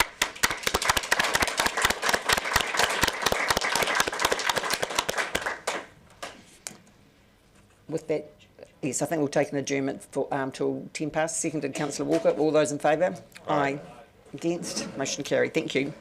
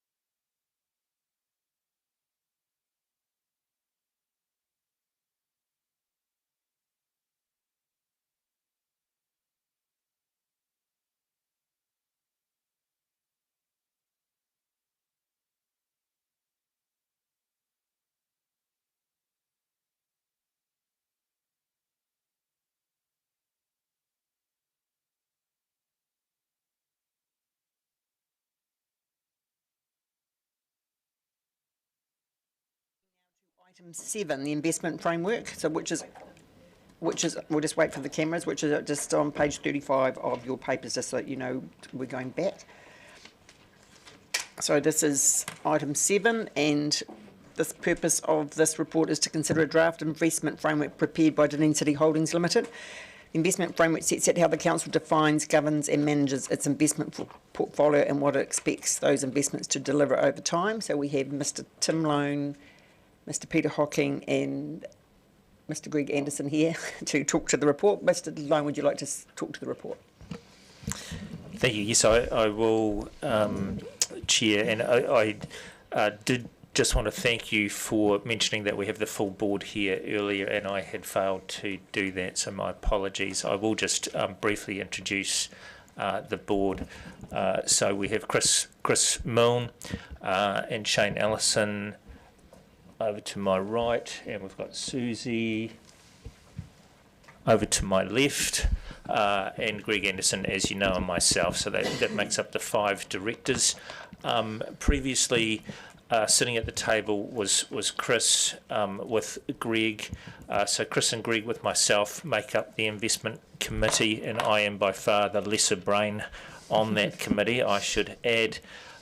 Greg heads that committee, and hence I defer to Greg on matters of expertise in relation to things like the Wipori SIPO.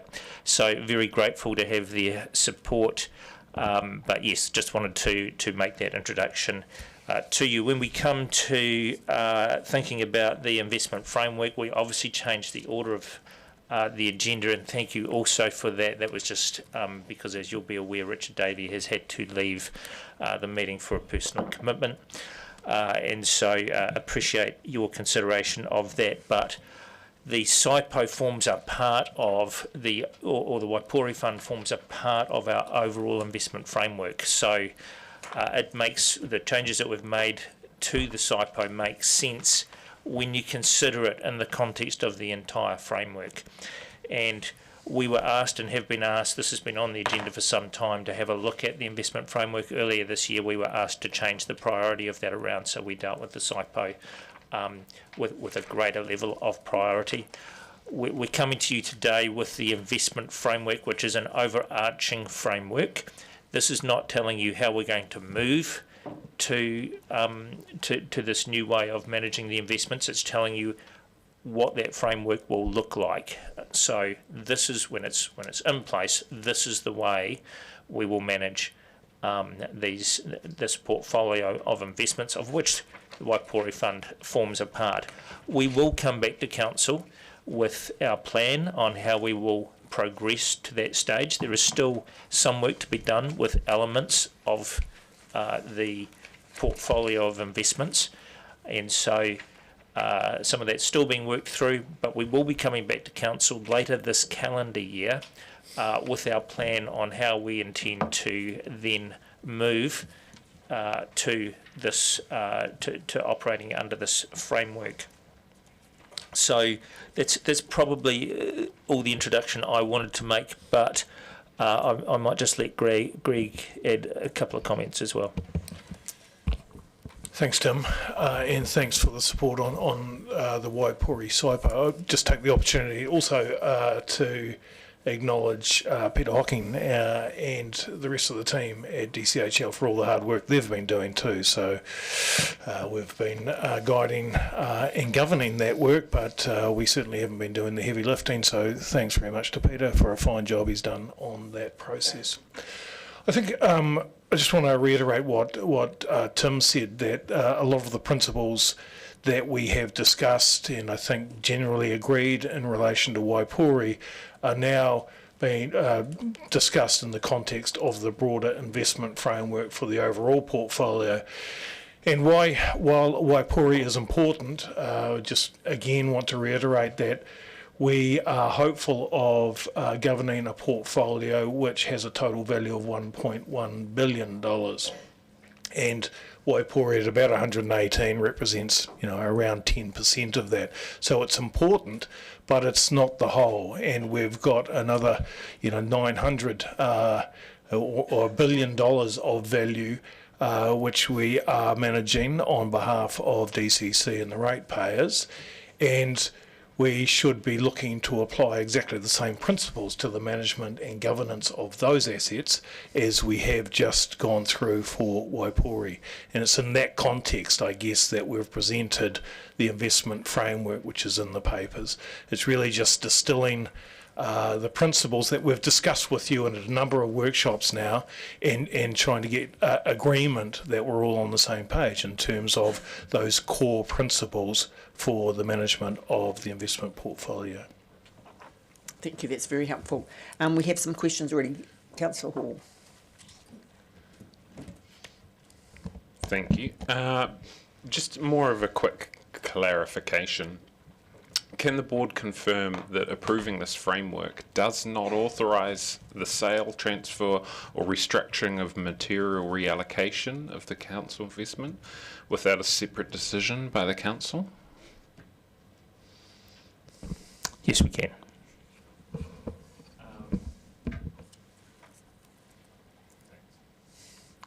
Yes, Sophie. I guess mine kind of follows up from there. On page 47, it just talks about the governance framework, and it says material decisions will be subject to council approval or agreed delegations. And then on page 49, it talks about present options to recycle capital, and I wondered to whom. So will there be another agreement or delegation from council set up around those things? I think what we're asking for is the ability to consider all options for the portfolio and to bring preliminary proposals when they present themselves to council for consideration. But we're trying to establish the principles under which those decisions would be made. And I guess that's the purpose of this paper. No decisions, no future obligation or commitment to do anything, but let's all agree that the sort of framework that we should use to discuss those when or if they appear in the future. Thank you. I think the framework's great. I always like a bit of detail, and I was just thinking about those delegations when decisions come to council. So just flagging that for the next papers to come through. Thank you. Councillor Bandivas. On page, 48, under one portfolio, it talks about the flexibility of generating liquidity to maintain distributions. Given the last item that we dealt with, in an event where we do have a market crash or whatever, we're not getting much out of Wipori, how would you see liquidity being generated to maintain distributions? We traversed all of these issues 12, 24 months ago when we were coming to council with the Aurora process. And I guess one of the key considerations from our point of view is that at the moment the portfolio has limited diversification and limited liquidity. Now that's those are issues that should be front of mind for us and for council. At the moment, depending on what sort of market crash or what the requirement for funding was, at the moment there is limited liquidity options. And if we go to page 46, the distribution model, again, it talks about a smoothing mechanism to provide consistent and predictable cash flows. Now, when you've got a much larger portfolio, there will be some swings and balances in there, but as you've pointed out, it's very heavily represented by Aurora. So given that it's very heavily represented by Aurora at the moment, what kind of smoothing mechanism do you think the larger portfolio offers? Yeah, despite that lack of diversification and the reliance on Aurora, I guess the same principles that we talked about in relation to the distribution from Wipori apply to the broader portfolio. Now, just acknowledged that the current portfolio from that point of view is not perfect in terms of access to liquidity and diversification. However, if we are to think of all of DCC's investments in one portfolio, it does give us some ability to consider how we might smooth that distribution from the overall portfolio, taking into account the volatility for each of the components of the portfolio. Great. Actually, it makes me wonder, in fact, why we haven't done this earlier, because it does give you a bigger basket and scale to do things, albeit a lumpy one with a roar in there. In terms of the other companies, the DSPL, DVML, DRL, rail and stadium companies, not in the portfolio, is there a risk that they may disappear from view? Is there any way in which we can ensure that the portfolio that we're talking about and the structure, which we're very happy with, doesn't have the unintended consequence of losing focus on what are also quite substantial investments in the stadium, for instance? Yeah, that was one of the issues that we acknowledged when we proposed the structure in the first instance, that for a whole bunch of reasons we think it makes sense to take those assets out of this portfolio and manage them in a separate one. But that's not stepping back from the need to hold all of those entities to account in the same way as they're held to account now. It's just changing the structure under which that is done. And will that change in structure where you have our essentially earning companies or dividend producers in one basket, does that somehow make easier a potential transition of getting Dunedin Rail and the stadium back into DCC control and group? That's not the intention. I think the intention is to separate the truly commercial assets so that the return and the performance of those assets is held to account without the noise which is associated with those other companies. And the other companies, the noise, as you say, the recognition that there is community benefits available in those, and having them in a basket that is essentially, if you like, community companies, does that also give you an opportunity of actually optimising community benefit rather than trying to pretend that we're going to get profits out of them? Yeah, I think it comes to expertise, appropriate expertise to do exactly that. I mean, we look at the DCHL board at the moment, and we would rate back our ability to deal with the commercial assets and ensure that the reporting and the performance of those assets is appropriate. We probably have limited expertise in terms of the more community-focused assets. And my final question relates to the DCHL parent company. We get to see a lot of the things that are going on with the companies. The parent company doesn't always feature, and at the end of the day, it's the parent company that gives us a dividend. Is that a fair comment? Yeah, although it's on a look-through basis. So I think you get, on a fully transparent basis, all of the information that you need, both about DCHL and the key information regarding the subsidiaries. Thank you. Thank you. Councillor Chambers. Yeah, I was going to ask, like Councillor Vanders, about this word smoothing, because it's such a benign word, smoothing, isn't it? Smooth. But in fact, it involves what to do with millions and millions of dollars. You know, we're not trying to eliminate the importance of the thing. In fact, we think that that is one of the key benefits that will be derived from managing this portfolio on a unified basis, rather than looking at each of the assets, including Wipori, on a standalone basis, which is, you know, one of the reasons why the asset allocation for Wipori was set as it was.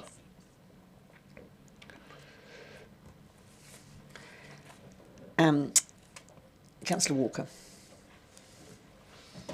Yeah, thanks. My question, I guess, just pivots in from some of the questions from Councillor Van Vos and the previous discussion around the SIPO, and I'm cognizant of the fact this is a paper for noting, so we won't hopefully spend too much time on it. Broadly, at the heart of this investment framework is ultimately just about being clearer and more disciplined about our investment portfolio that ultimately what the city owns, eh? Yeah, positive nodding.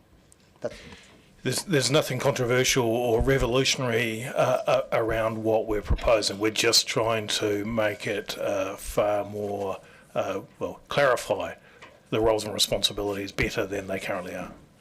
Yeah. Councillor Gaylor. Just bear with me, I've got some of Councillor Lund's questions here as well. He's currently on a flight, just couldn't get down in time. So when we talk on page 37 about the advantages will not be realised with one of the options of the framework, just wanting you to give us your elevator pitch of what the advantages of the framework actually are to the council.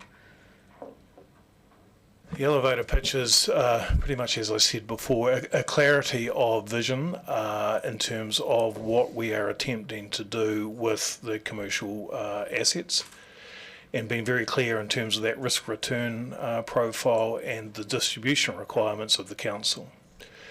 The other point that flows out of that is the ability to measure and benchmark the performance of DCHL far better than we currently can because of the reasonably unusual collection of assets that we have. Just on that, we talk about rail, for example, our rail company.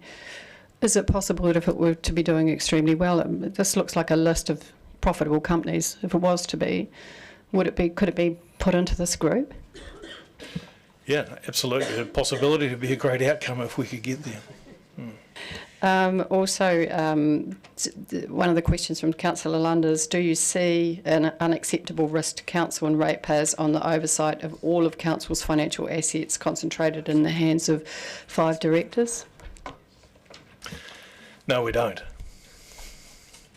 Can you explain why? We are, for each of those assets, we are effectively governors of governors. So we are supervising a number of boards in relation to the investee companies, the portfolio companies, and in relation to Wipori, we are managing the managers. So it's not just down to our judgment. And just I see in the list here on page 42 is DCC's investment property portfolio. Where is that currently? Can you explain the change there? We haven't really begun to implement or identify which assets would come over to the DCHL property, so that is still a work on. I can just...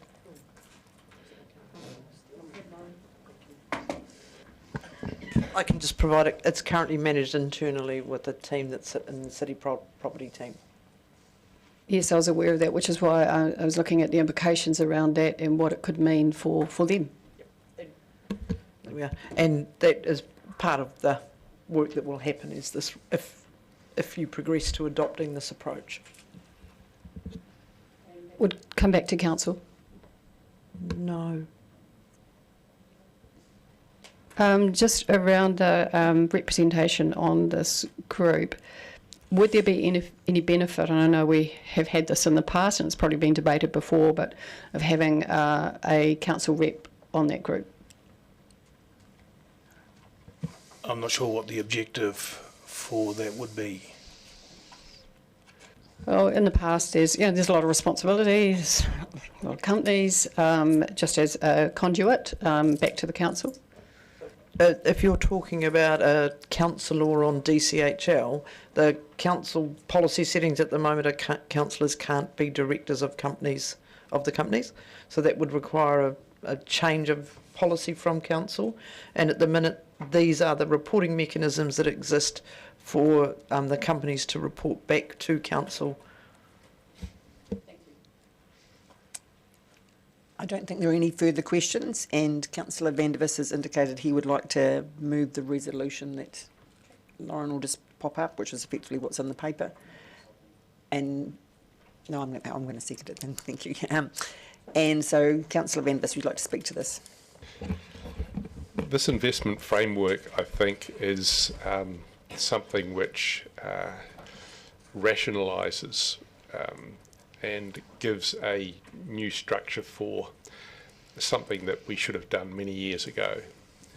We have had a whole spectrum of companies, and in the past, especially more than a decade ago, we suffered many years of getting no dividend return effectively from any of them.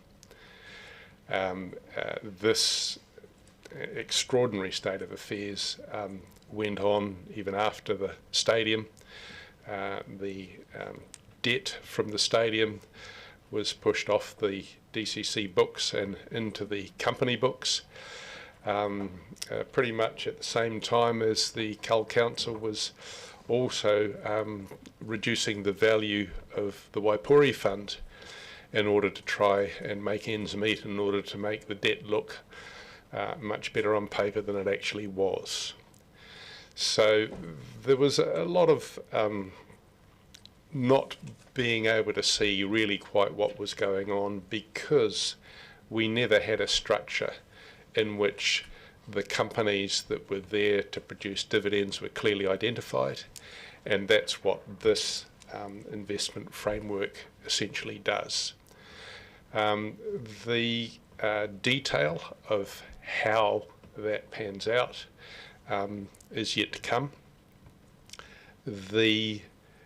If there are any material changes proposed under this new framework, they would have to come to Council first, and it's completely up to Council whether or not any of those material changes would be taken forward. As in fact has already happened when DCHL brought us a proposal to take the value from Aurora and reinvest it in a more diverse set of investment funds. So the reason I'm very happy to move adopting this investment framework is that it clarifies what the companies are there for.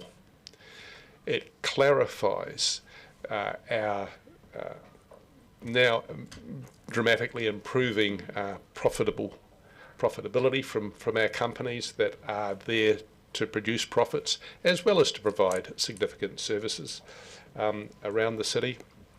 And it also gives the opportunity for DCHL to look at the less profitable or not profitable companies in a basket of companies that are there essentially to provide either indirect returns to the city or to provide community value. And I think that this framework, recognising those changes, is going to actually help both the community value companies and the companies that are there to give us returns to allow us to develop Dunedin without solely relying on rates increases, which 10 years ago we were doing. So yeah, this move to adopt is fairly simple. The liquidity potential for having a big basket of companies that you look at as a whole, rather than just dealing with separate companies, I think is going to give us some potential for smoothing some of the variability that we've probably invited on ourselves in the previous item.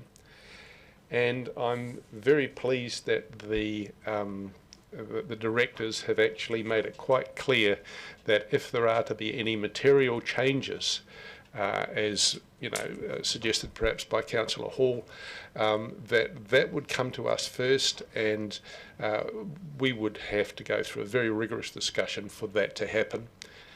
In the meantime, DCHL, under this new framework, now have a focus on the financial returning companies to get them all to financially return, and perhaps some, adjustments between them, let's say. And then the community value companies, not to be lost sight of, but to be dealt with also as a group. So I urge you all to vote for this and hope that we will have very few issues that arise from this new framework.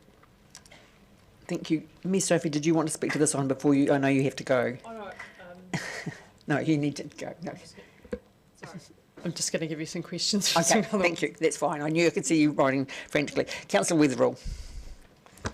Thank you, Chair. I'm also very happy to support this framework because for me it brings much needed simplicity to what we actually mean by an investment. If something is an investment, then ultimately we should be able to judge it as an investment by the return it produces.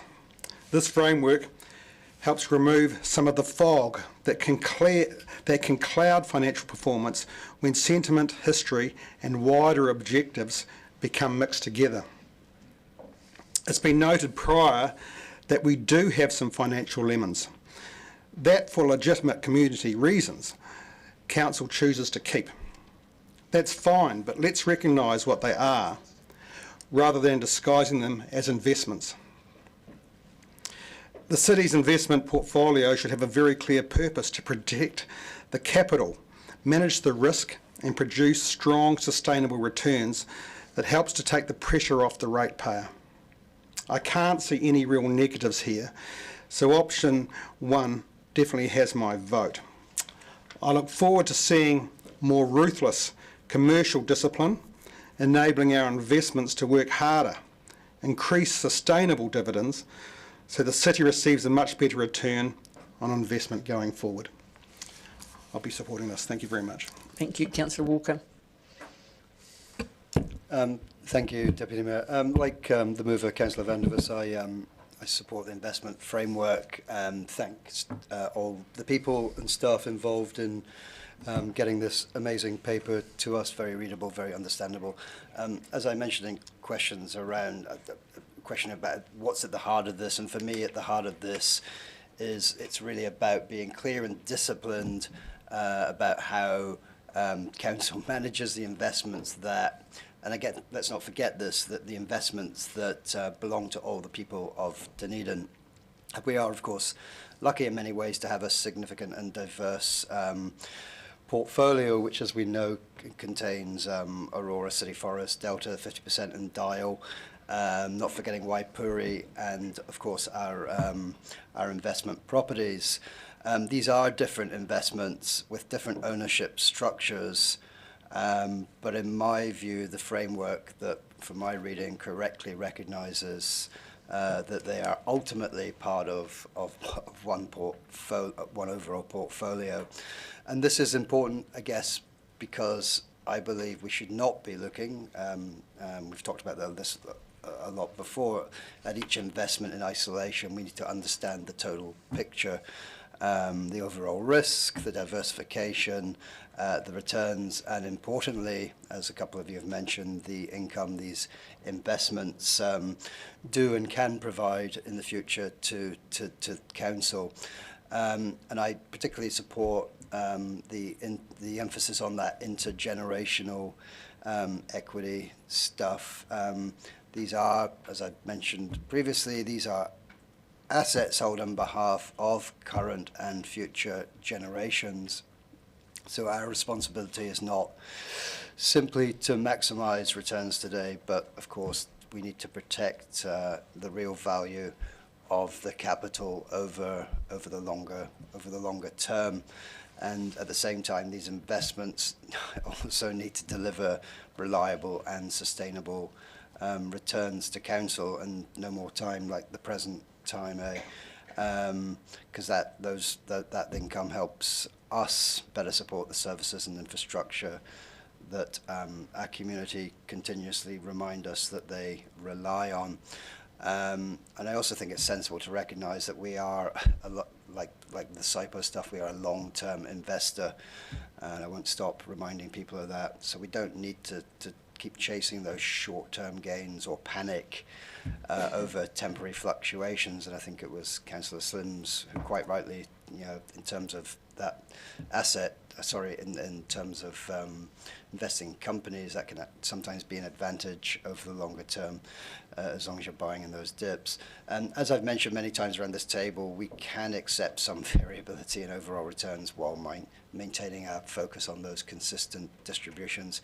So I guess in summing up, this framework provides a sensible balance, protecting the capital we have inherited, generating sustainable income for today's community, and maintaining flexibility, which is important as circumstances change.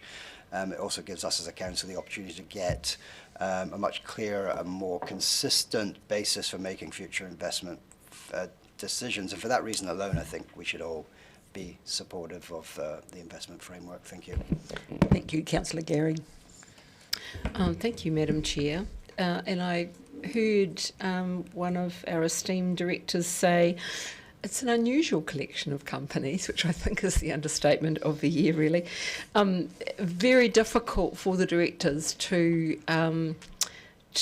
corral the group of companies we have, some of which are commercial, some of which are community companies and assets, and do the job that we have expected them to do. And I take the example of DVML and the assets within that company, for example, the Town Hall, clearly a community asset. And it's always been really problematic to put one alongside something like City Forests because they just don't compute. And so I think this is, as Councillor Walker said, the framework here, and I doubt there'll be much disagreement. I see this, as Councillor Walker does, as clear, disciplined, and I'd add focused. It allows you to focus on doing the job that we've asked you to do. There's a reason that councillors, elected members, are not involved, because you are independent of that and get on and do that job with the expertise you have. And I have long awaited this happening. We've asked you to do this job, and I think this is a really good move. So I don't expect there'll be much disagreement around the table at all. Thank you. Thank you, Councillor Gayler. My only concerns are with this, and I'm happy to support it for the majority, but is the inclusion of the property investment portfolio with not a lot of information about that and what that means.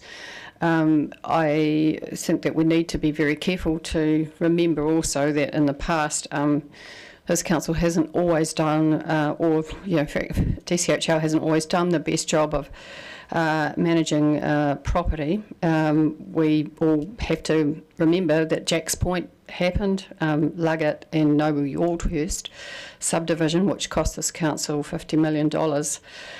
So no one in business is infallible or exempt from over-enthusiasm, and we can see a potential latest example in the Stadium Hotel there. So it's a very heavy proviso that I would like to put forward, that there is appropriate management around that and also oversight from the council around that aspect, because it's a new area, and there would need to be commensurate established and recruited skill sets that come on board with that type of proposal. So that's a bit of a unknown for me. I'm not so sure about Councillor Weatherall's comment that there needs to be more ruthless commercial discipline. That to me sort of sounds a wee bit like over-exuberance, and perhaps not enough oversight from this council, which brings me to my firm belief that we have council representatives on committees and boards that carry a lot less weight and a lot less responsibility for the ratepayer. I would like to see that in future we can adjust that to ensure that we do at least have one councillor representative on that particular framework. Thank you. Councillor Hall. Councillor Hall, did you wish to speak? Sorry, I didn't hear what you said. Thank you, Chair. I support this framework. A coordinated approach to managing council investments should improve oversight and help us make better long-term decisions across the whole portfolio. However, the council must remain in control over the material sale, transfer and restructuring of any public assets. Any further delegation to DCHL should be clearly defined and returned to council for approval. With those safeguards, I believe this is a sensible step forward. Thank you, and I would just briefly like to acknowledge the work of Dunedin City Holdings Board and their staff. I think the investment framework has been talked about the whole time I've been on council, so it's great to finally see this in fruition, and I think it's a great step forward, and as the directors of DCHL stated, is about giving us clarity of vision and the better ability to measure and benchmark our companies, and also in the long term to provide a better return to the ratepayers of Dunedin. And as I said earlier, at the end of the day, we need to be looking at everything that we do to relieve that burden on the ratepayer, and I think it is a good move to put our investment properties as part of this investment framework. And I was noting the directors nodding about having the right skill set around the table.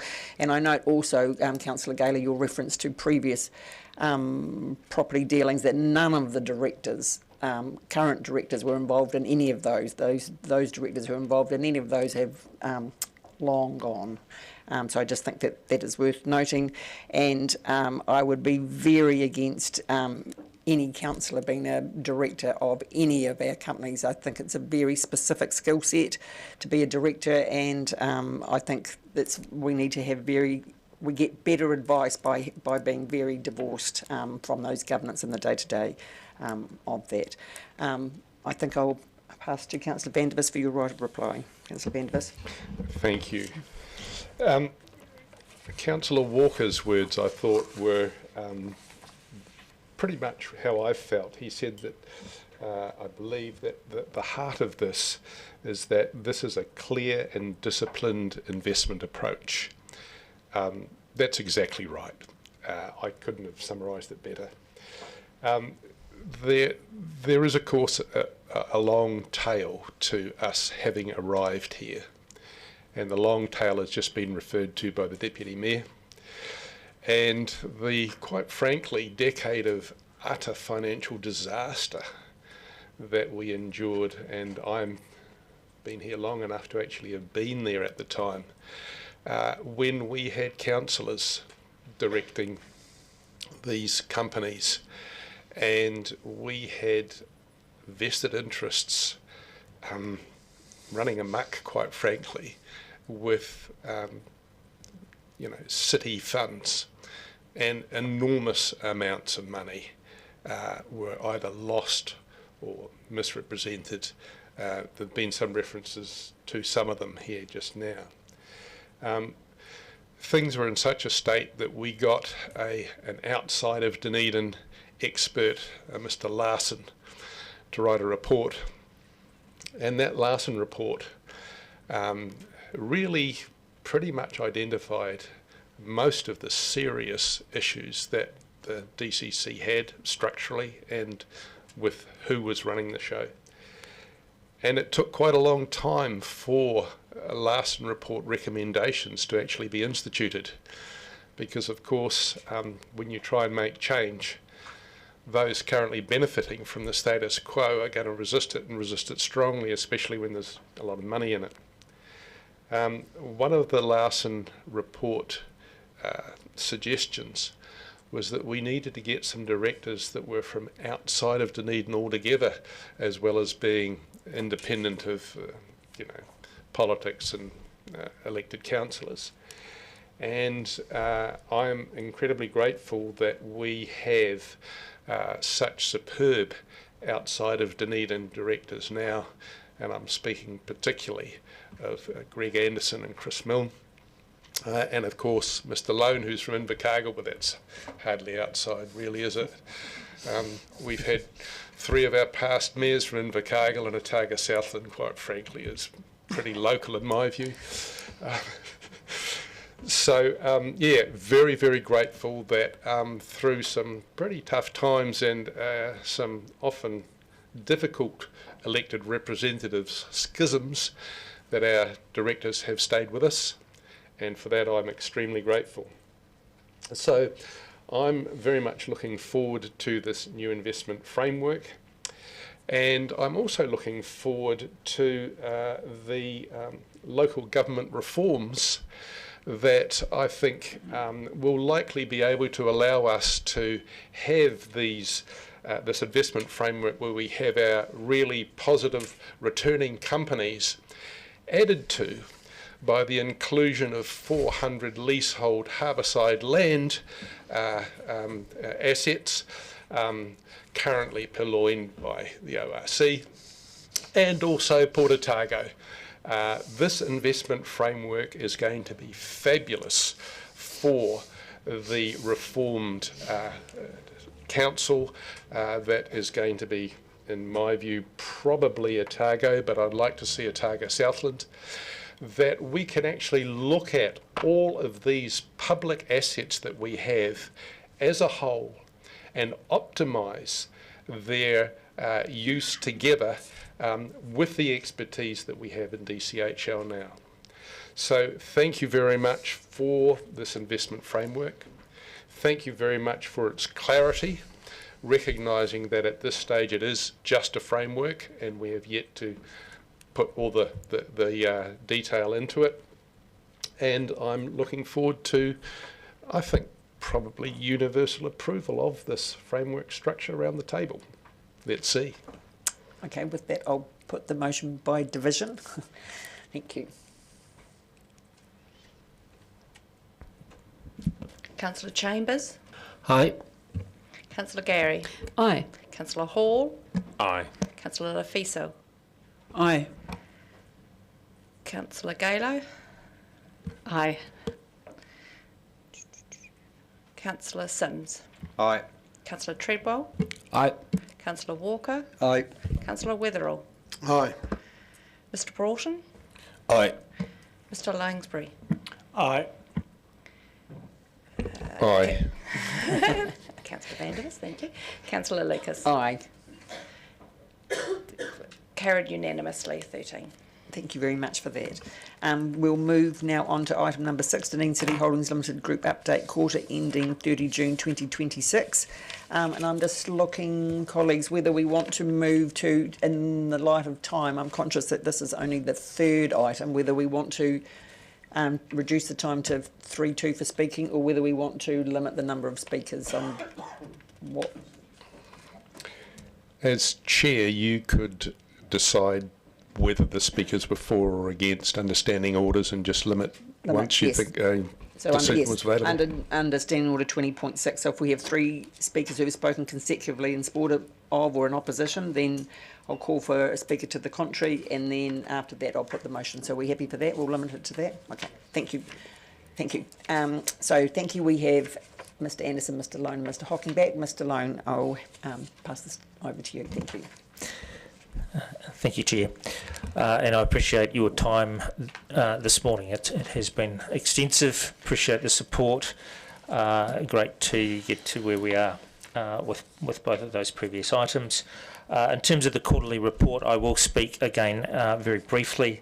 And I was going to introduce the new chair of Aurora and acknowledge Steve, and that's already been done, so thank you for doing that.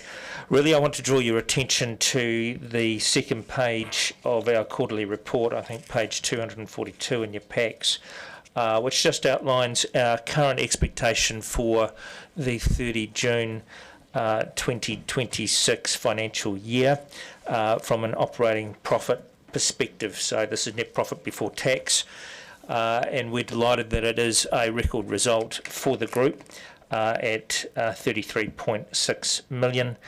It is a little behind our plan, 1.6 million behind, and we have spoken extensively about some of the reason for that, in particular city forests, which is tracking 11.2 million behind plan, and that is as a result of the wind event in October, or primarily as a result of the wind event in October last year, which caused quite extensive damage to the forestry estate.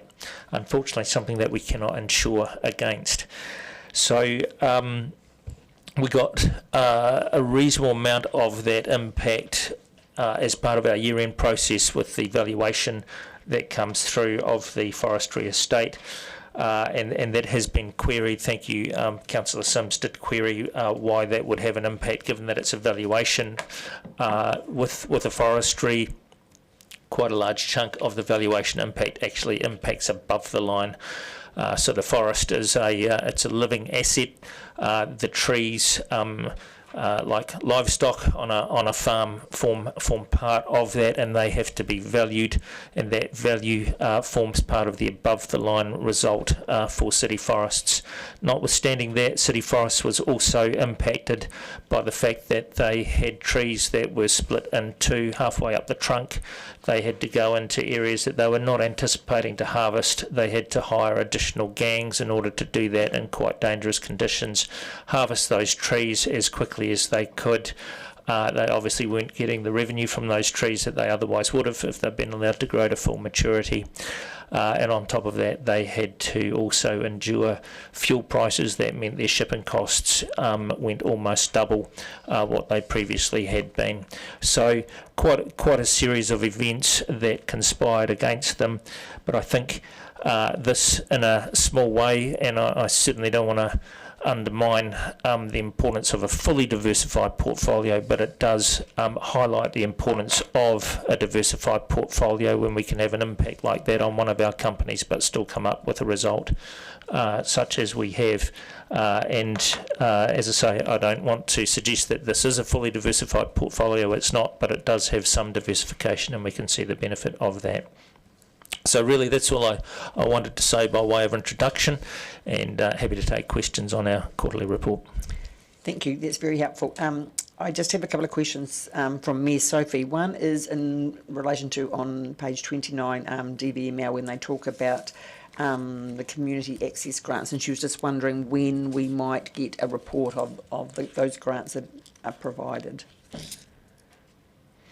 Yeah, we can make sure that a report comes through to Council. I'll follow up with DVML on that. And her other question was just in relation to the annual report, and in terms of tracking to timeline for annual report and when we might expect that.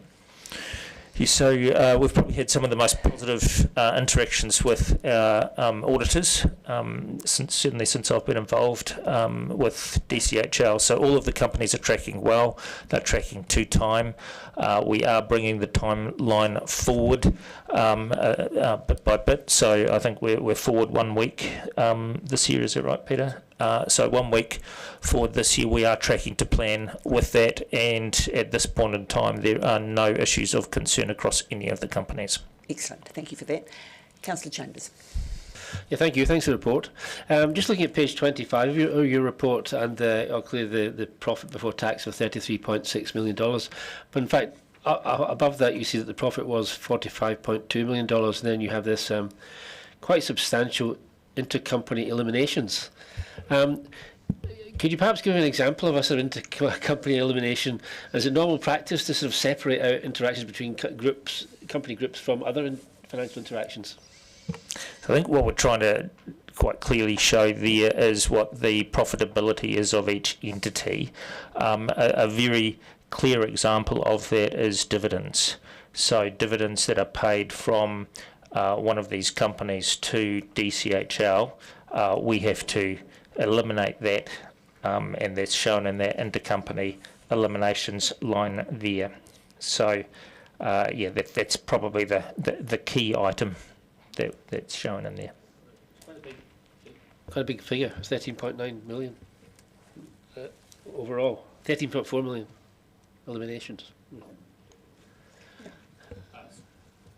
So of that, there are 10 million of dividends included in that number. Yeah. So the main income for DCHL is dividends. We don't have any trading activities within DCHL itself. So the main income we have is dividends from the companies. Yeah, thank you. I wanted to ask you about insurance because we were discussing the other day about how much insurance the council pays and yet almost never makes a claim. Surely you can insure against anything. No, you can't. So the fact that you've said we don't make a claim, I think there was quite a significant insurance claim with the wind event last year. So it did impact a number of assets across the DCC group. I can't speak for all of those assets, but I think potentially the Edgar Centre was involved. Certainly the stadium was involved in that. Probably there was a claim in relation to forestry as well. But what we can't insure against is the damage that wind causes to the forestry asset itself, so the trees. Councillor Vanderbiss. Regarding the risks that we have with city forests, we've had two major ones, the storm, which we can't do anything about, and the shipping cost, which again are pretty surprising, completely out of our control. The third out of control risk with forestry is the market, which has been quite variable in the past. How is the market standing at the moment, and do you have any indications of how it's going to look going forward? Well, I'll make some comments and then defer to other directors for comments on this. The market still remains stable, but it is a commodity industry. I think one thing we need to be aware of with forestry is that it has produced very, very good returns for DCC over quite a long period of time. So if we measure that over the last 9 years, we've got a total return from forestry of over 17%. Annualised over that 9-year period.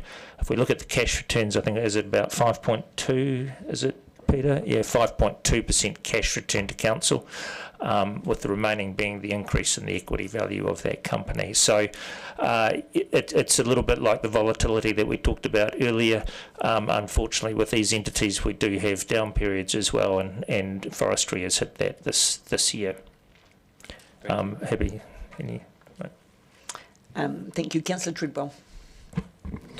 Tēnā koe Chair and tēnā koutou. Just seeking some clarification around an item on page 26, speaking of commentary on Aurora.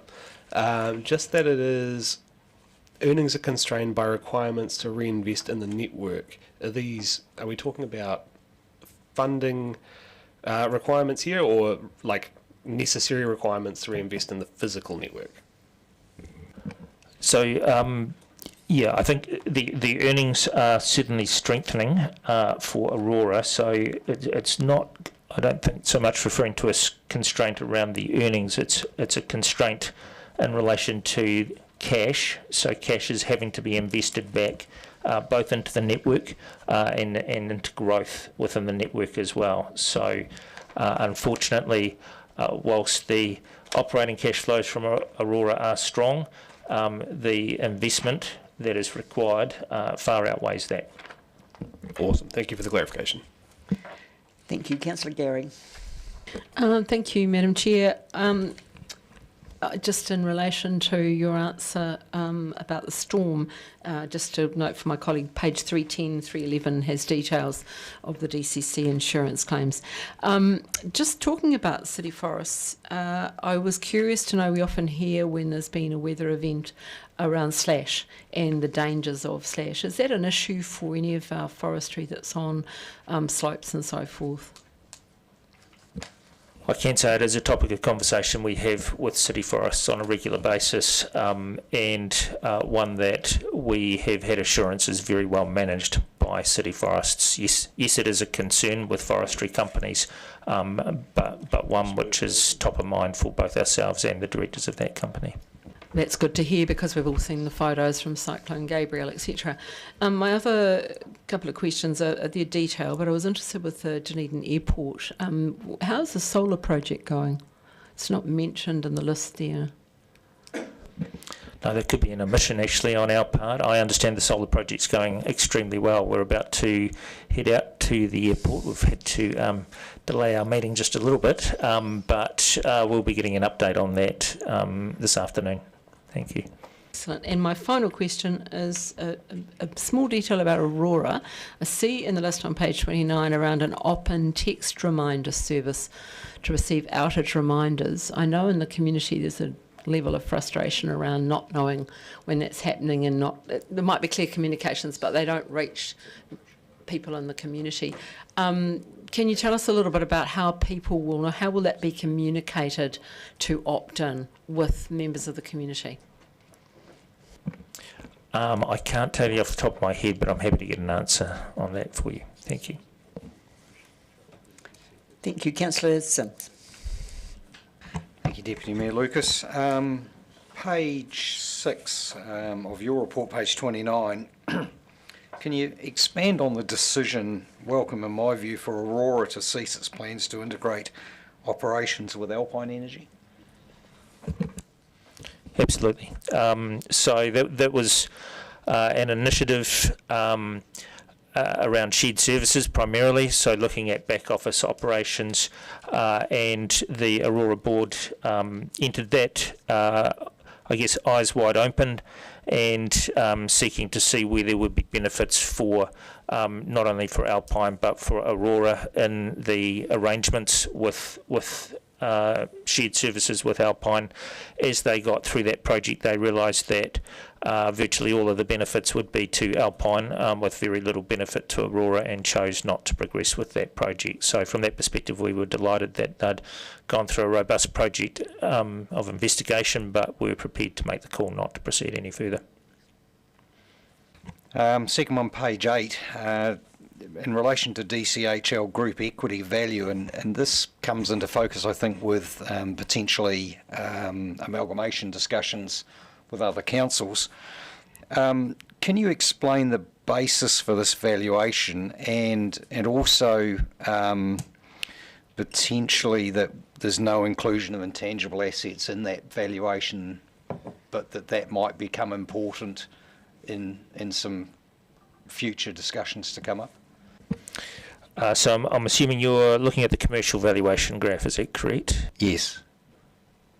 So those valuations are done on a 3-yearly basis, so every 3 years, as you can tell from the graph. Those are valuations that are done externally of the commercial entities, so Aurora, City Forests, Delta and Dunedin Airport. When you say intangible, it's a market valuation, so it's not a historical cost valuation. So from that perspective, there would be an intangible aspect to that valuation in terms of any person acquiring in the open market would be paying a level of goodwill. That's what confused me, though, because I think probably some of us might have a view that some of those, particularly Aurora Energy, might be worth considerably more than what it's in there. I see Mr. Anderson nodding, so that doesn't seem to be reflected in that valuation. So I would just point out that we're talking about the valuation of the entity as opposed to. So there's an element of debt that sits within Aurora. So you may have, when you were thinking about, so it's a valuation of equity. So you may have been thinking about what the, the multiple of the regulated asset base might be, etc. But when you value the equity, you have to take off the debt component of that as well, which would lower that value quite a bit more. I have to say that the gentleman to my right is far more experienced in these matters than I am, so he may have further comment to make. No, I think I just endorse what Tim said, but I think some of those values are now getting a little stale as well. So they were last done in 2024, so there will be an update next year. Sorry, so how, if a situation arose where those valuations were required, how quickly could that be done? Yeah, I think if it ever got to that in terms of relative valuations for that sort of amalgamation, there'd be a clear framework to do that, and they could be done reasonably quickly. So I don't think we're at a disadvantage because they're not updated now. Thank you. Councillor Gayler. Bear with, we've got a couple from Councillor Lund, who obviously still hasn't landed. So this is just about the capacity reduction curtains to the stadium. So what is the latest current estimate for that? And also, can that include the sound, lighting, structure, equipment fees, all alterations in design? So the current estimate for the capacity reduction system, I believe, is around about 4.1 million, and that is scheduled to be operational by February next year. And in terms of that cost, that is the cost for all aspects. There is a turf protection system that is separate to that, which I think would be around about, is it $500,000 or $600,000 for the turf protection system. Outside of that, any other costs would be borne by the event promoters. So what is the payback of the system in years, including all debt repayment associated with it?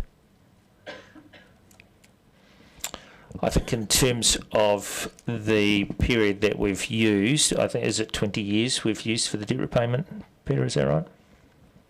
Yes, for the debt repayment. So we've used a 20-year period. In terms of the internal rate of return, it is positive. I can't tell you how many years that is over, but I'm thinking maybe 4 to 5 years, and it's providing a positive return. Is the council going to be provided, or has it already, if I missed it, a business case for this expenditure? The business case has been in front of the board of Dunedin City Holdings on 3 occasions. We have pushed back and required amendments to that business case. It's also been in front of the board of DVML and DSPL. It's not required to come before council. So the board of Dunedin City Holdings has now approved progressing with the capacity reduction system. The 3 to 8,000 seat events that have been sort of touted to justify it, how many of these have been secured? So the business case has only just been signed off. They cannot secure events without having a capacity reduction system confirmed. So they are working through that process now. I don't believe there are any specific events confirmed. What was in the business case to support the expenditure in terms of future events demand?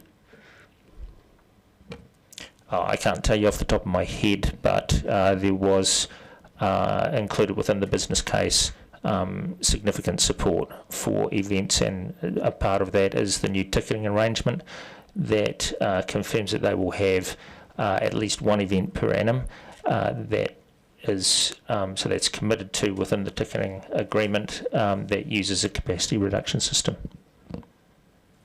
Is that sufficient to pay back the amount that it's going to cost? One event per annum isn't, but the stadium is confident that they will have a number of events that will be used within that capacity reduction system. Thank you. Just on city forests, EBITDA performance measures on track. How can this be right? This is Councillor Lon's words. When there's cash loss of $500,000 against a profit of $9.1 million in 2025, isn't it true that not all of this is from the weather event, but is also reflective of ongoing structural weakness in the market?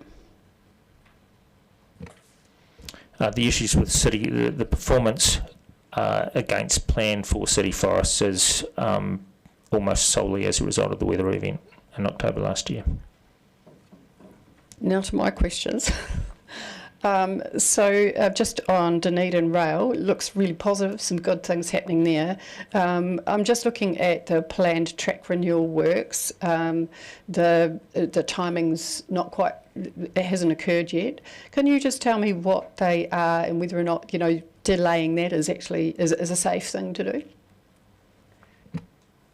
Yeah, for sure. So track renewal work in the FY26 year was around about $1 million, I think, which is less than we had planned for that year. But there has been quite a wee bit of work going into the long-term track renewal plans for Dunedin Rail.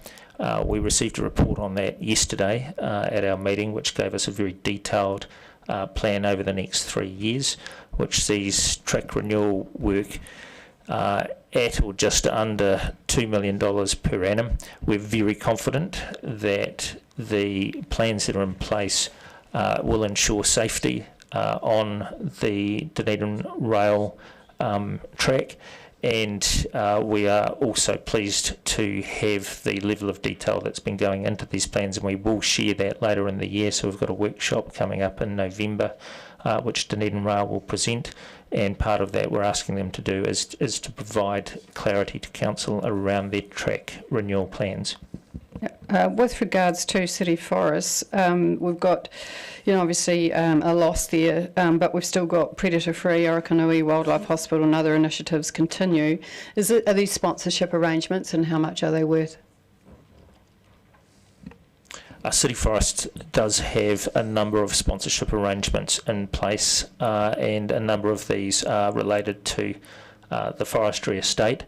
These are very important components of the overall work that they do, and I think just reinforce as well that as a city company they are contributing back into the community in meaningful ways. And just lastly, the Dunedin Airport aspect, how much did Dunedin Airport exceed the Gold Coast flights forecast by? Look, I'd probably need to get you some information on that. Sorry, Councillor, but I can do that. So I just want to say, very good news story around the text for Aurora. Customers will love that. Thank you. I don't think there are any further questions. Councillor Sims. Sorry, Councillor Vandiver. Sorry. Just going back to the turf protection system, was it $500,000 to $600,000 that you were talking about? Yes, I think is it between 500,000 and 600,000. Yes. So this would just cover like half of the field, would it? Or? Yeah, there are a variety of options for how the turf protection system would be able to be configured. So it enables, for example, if you had tennis or something else of that sort of sporting nature, you can apply the turf protection system so that the turf remains protected while those types of events are being put on. Have you looked at the cost of a fully synthetic modern turf for the whole of the stadium versus spending more than $500,000 on a turf protection system for half of it? The stadium is aware of the cost of replacing the turf. They have a full turf replacement scheduled for 2031. It is at a significant cost, but that is scheduled for 2031. They will be considering artificial synthetic turf as part of that. So this turf protection system would be in place largely till 31, which is the earliest that you're going to consider a fully synthetic turf? At this stage, they will consider all turf options, but the expectation is that they will remain with a turf that has some natural grass within it. So the expectation is that turf protection system will need to be in place beyond 2031, and even if it is a synthetic turf, they would still need to have some level of protection for that turf. And finally, do you have any rough figure for what a fully synthetic turf would cost if it was decided to go ahead with that? I'll take a note of that and we'll get you some information on that. Thank you. Thank you. Now I think that is all the questions. So Councillor Sims, you had indicated that you wish to move this item and you've got a slight amendment to it, which I think Lauren will just put up on the screen. And over to you to speak to it. And seconded by Councillor Vandiver.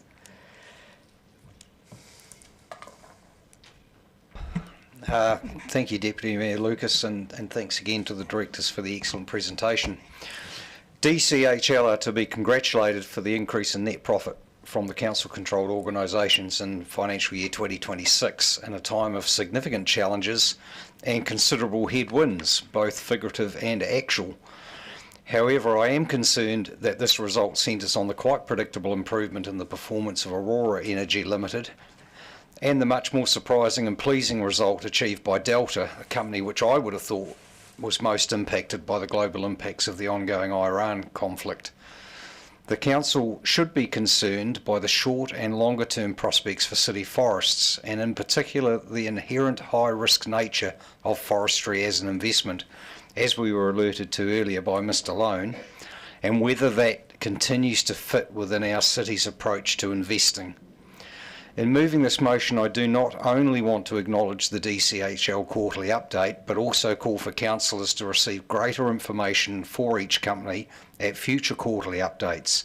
For context, what I'm asking for is a 2-pager on each company to be furnished to councillors, made up of a more detailed trading statements and a high-level balance sheet.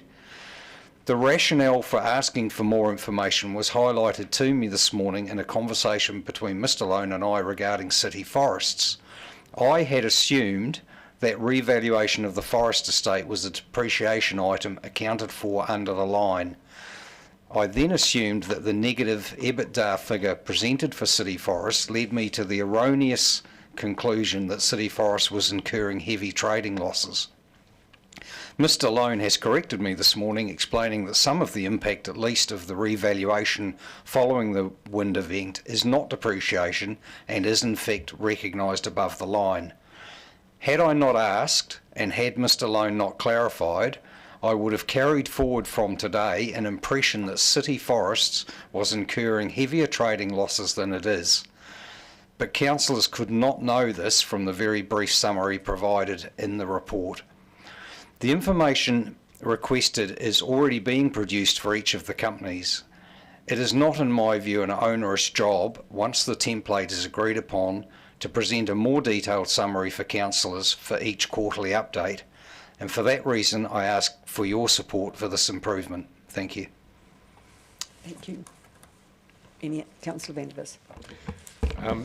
The reason that I'm quite keen on getting a bit more of this detail is that it will save directors time with a whole lot of our questions here, and also not everybody wants to get into the detail, and I do appreciate a summary being available, but a 2-page template I think is for each of the companies. We're talking about specifically the returning companies, or do you want them for DRL and those companies as well? Yeah, so if we can get that bit of extra detail, I'm sure you have it already, and hopefully it won't be too onerous to actually be able to furnish that along with this kind of quarterly report, for which I'm very grateful. Thank you. Councillor Chambers. Thank you. Yep, it's good to see that there are companies that are making an overall profit, but with those reservations about city forests. But I just want to make a point about language. I asked about these intercompany eliminations, which I wasn't quite sure what they were. And I see that in the same page, there's the term intragroup eliminations is in the text of the same page. I'm not sure if they're the same thing, because there may be more intragroup eliminations to come. But we heard that some of the intercompany eliminations are in fact the dividends that the council achieves. But we're not a company, so we are the shareholder. So I don't see how that would, in terms of terminology and wording, is a bit confusing. I can see, councillors, we need to do an Accounting 101 lesson, workshop, for both for Councillor Simms and Councillor Chambers. As I indicated earlier, that we were operating understanding orders 20.6, that we were going to have 3 speakers speak consecutively, which we now have. And so does anybody want to speak against the motion? That not being the case, therefore I will put the motion. All those in favour, please say aye. Aye. Against? Motion carried. Thank you for that. And I'm aware that Dunedin City Holdings have a board meeting, so thank you all for being here. And we did take a lot further time, so thank you for all your work that you've done today. So thank you very much. We will now move on to item number 9, the Wipori Fund for the quarter ending 30 June 2026, and Mr McAuliffe is going to speak to the report. It's on, and because we've been jumping around, councillors, it's on page 138 of your papers.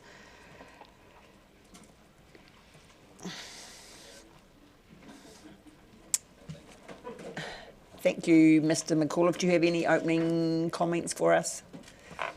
Thank you, Deputy Mayor. I do have a couple of opening comments. I'm here today in place of Mr Davey, who is unable to be here. The Q4 Wipori Fund is presented in your papers and represents the year-end result for the Wipori Fund. The fund has delivered a positive result during this last quarter through the global market equities and also the fixed term returns. For the quarter, the fund generated a return of 5.7% and increased in value approximately 117.7 million, which also includes the 3 million distribution that was put through to Council in June this year. The objective outcomes of the fund have all been achieved. And just a point of noting, as of now, the value of the fund is 118.2 million, so above what it was at 30th of June. I'll leave things there and happy to answer any other questions. Thank you for that. Are there any questions for Mr McAuliffe? Councillor Sim. Thank you. Thanks, Mr McAuliffe.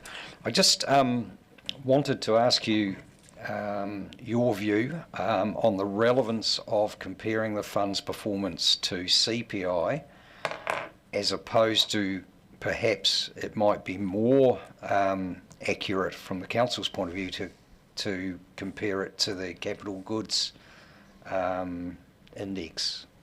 And the reason I'm asking that is that the performance of the fund versus what a can of baked beans costs is different to the performance of the fund versus what building a road might cost, for instance. Thank you for your question, Councillor. Yes, you make a very good point. The CPI doesn't reflect what Council itself does. I think a measure for the Wipori Fund itself is benchmarking itself outside of local government, just to say there's an investment fund, how's that performing in the general ecosystem as opposed to performing just for local government or for council itself. I'm very happy to go away and have some more thoughts around that, whether we take it back and look at it from a local government sense as opposed to a whole sense. Thank you. And I understand it's a bit of a moving target in that respect, but I did note, I think in the graphs that were presented, there was one year where the cost of building a road increased by 22%, and you could make an argument that has an impact on council decisions regarding the treatment of the Wipori Fund, when you're facing inflation at that sort of rate. Yes, that's correct. And I think also with the review of the SIPO, the Wipori Fund SIPO as well, that can be something that can factor in to that discussion. Thank you. Councillor Gary. Thank you, Madam Chair. And this actually was a point made on page 56 back when we were looking at the Wipori SIPO, but it seemed relevant to keep it till now. Do you know how we're going with the conversations with Mana Whenua around the spelling of Wipori, the correct spelling of Wipori? Thank you, Councillor. I am aware of those conversations. I think they're still ongoing, and that will be coming back. Thank you. Are there any further questions? No. Happy to move. Thank you. Councillor Van has indicated he's happy to move. I'm happy to second. Do you want to speak to it? Just to say, glad to see that the graph shows we're still maintaining value. We're at 117 million now. Steady she goes, and looking forward. Any further speakers? There being none, I'll put the motion. All those in favour, please say aye. Aye. Against? Motion carried. Thank you. We move now to item number 10, significant forecasting assumptions for the 10-year plan and the Water Services Strategy 2027 to 2037. So we're seeking Council's approval of the draft significant forecasting assumptions that are to be used in the development of the 10-year plan and the Water Services Strategy. Mr McAuliffe, I think, is going to speak to the report and answer any questions as he's coming to the table. One of the questions that I have for you, I note that the significant forecasting assumptions are a lot more wordy than they were in the previous long-term plan. So these are drafts, so they will be changed, and there will be perhaps maybe some editing before we finalise them, because it is quite a lot of reading in them. Thank you, Deputy Mayor. Yes, the purpose of this report is to get some of the all of the assumptions that we're going to be putting through into the long-term plan up to Council early, as opposed to later on. As factors change, we will be bringing through updates on the assumptions, and note taken, we can review the amount of content in there and see if there's anything that could be made a bit more concise. Yeah, thank you. We did have some feedback that more information was helpful, so there's a tension. Yeah, I understand. Yeah. There is a tension. Yeah. And I do have a question. I know that Mayor Sophie also has a question, is in terms of the visitor economy and tourism assumptions on page 155, there's no mention about avian bird flu. And so maybe we need to look about a level of uncertainty and the risk that might impact on our visitor economy. And I'm sure that Mr Langsbury was going to have the same question. It's front and centre of many of our minds. Great, thank you. Note taken. Are there any other questions? Councillor Sims. Thank you, Deputy Mayor Lucas. Mr McAuliffe, page 148, paragraph 14, and that centres around the Audit's Office recommendation of a business as usual assumption with high uncertainty. I can't get my head around that, and I am going to ask you whether you would agree that Council could waste an enormous amount of money, time and money, on a business as usual approach when a much more prudent approach might be extreme caution for any decision that might not age well due to council amalgamation and other reform changes, and whether in fact the business as usual advice from the Audit Office could be considered to be lazy and in fact very poor advice. I'll get that, and we can't say that, Councillor, and I know that's a largely rhetorical question, but we are required to follow the law as it's currently written, and so that's what we've had to do, and we've had advice around that. In the background, we will be taking account of some of the things that might change, but the audited documents have to follow that guidance. Sorry, so I guess I should have asked for that clarification. Are you saying that that advice is just around our audit requirements, not around our general approach to business? Absolutely, but the document we provide as the underlying assumptions have to be based on the law as it currently is, but we are working in the background on developing budgets that are probably more flexible in the current environment, because we've seen. For example, rates capping has been announced as likely to be part of the environment post whenever it is. There were 12 working days, I think, sitting days. So we will adopt as the law changes. So my concern that business as usual being bandied around this table might not be the best approach is... A better approach might be to follow the law as it's currently written. And rather than saying business as usual. I think that's how. Is that okay, Hayden? That's what we mean. Correct, it is what we mean, and noting as well, as things change, we'll be coming back to reflect any updates, but we're working with the parameters we need to work within. Thank you. Councillor Bender, with your question. Could not one of the assumptions be that we accept that almost everything is liable to change significantly after 2 years, and that given that assumption, we will comply with the audit requirements for the 10 years, but that the underlying assumption that the last 8 years of that are going to be liable to extensive change, I think would probably get round some of the issues that Councillor Sims has suggested. I mean, we're asked to confirm assumptions here. I think a fair assumption for us is to say anything beyond the next 2 years will be unlikely to conform to business as usual.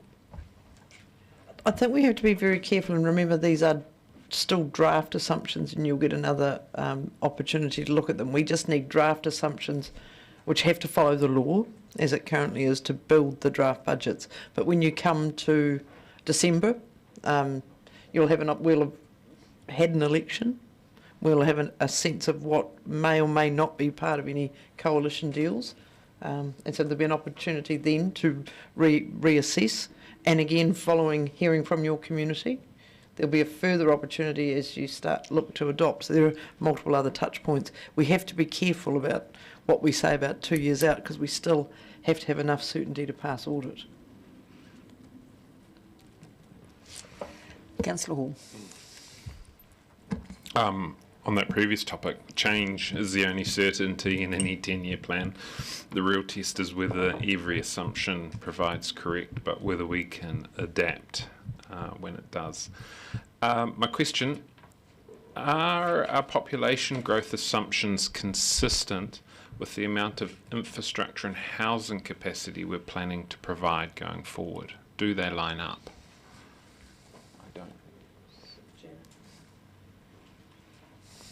I might just defer for that question.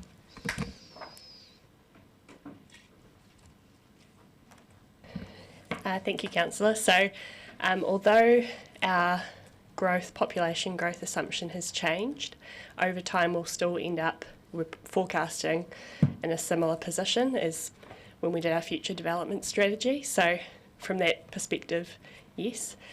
The other thing is we're doing housing capacity assessment, which will be available at the start of next year. So that will also help ensure. Yeah. Thank you. Councillor Gary. Thank you, Madam Chair, and I'm not quite sure who this question's for, possibly the Chief, but is it not the case that that all other councils are pushing back around, audit requirements and LTP and so forth in terms of right now and the difficulty of all of that? I mean, anyone that's been, I'm sure the Mayor would say, anyone that's been on the Zooms would have heard questions about the very thing that Councillor Sims asked about, and the answer was, as the Chief said. Is that not the case, that everyone else is? I can't answer for everyone else, but I know at a sector level there has been representations to both the Minister and the auditors around what we're being required to do in such highly uncertain times. But we are required to follow the law. Thank you. And my second question, if I may, Madam Chair, I'll go this way this time. In terms of assumptions, population assumptions, do you think that we have allowed for the fact that the specialists in this area, demographers and so forth, say that our growth in the city in the future will come from migration? Do you think we've accommodated that in the assumptions, that we've articulated that as well as we need to, well, as much as we need to, I should say?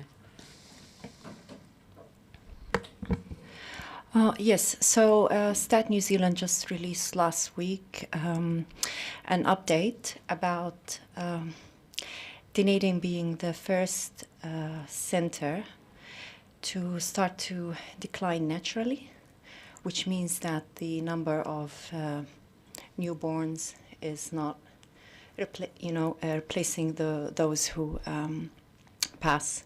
So while the city will continue to grow gradually, that growth will come from migration. Thank you. Thank you. Councillor Treadwell. Tēnā koe Chair and tēnā koutou. I just had a question for that relates to a bit on page 164, the table item concerning effects of uncertainty around it's our carbon zero targets stuff. Bear with me, sorry. Where do we go? Oh yeah. So a potential impact for not meeting our DCC emissions targets is exclusion from local government funding authority opportunities, which are enabled by organisational emissions reduction effort. I wasn't aware of that requirement for the local government funding authority opportunities. And is that just, I guess, is there any indication of if we continue BAU with our carbon zero, is that fine? Is that overly sufficient? Is that insufficient? If we radically lower our carbon zero targets, is that the sort of thing that would put us at risk? Just trying to get a bit of a gauge on where we're at with relation to the LGFA requirements.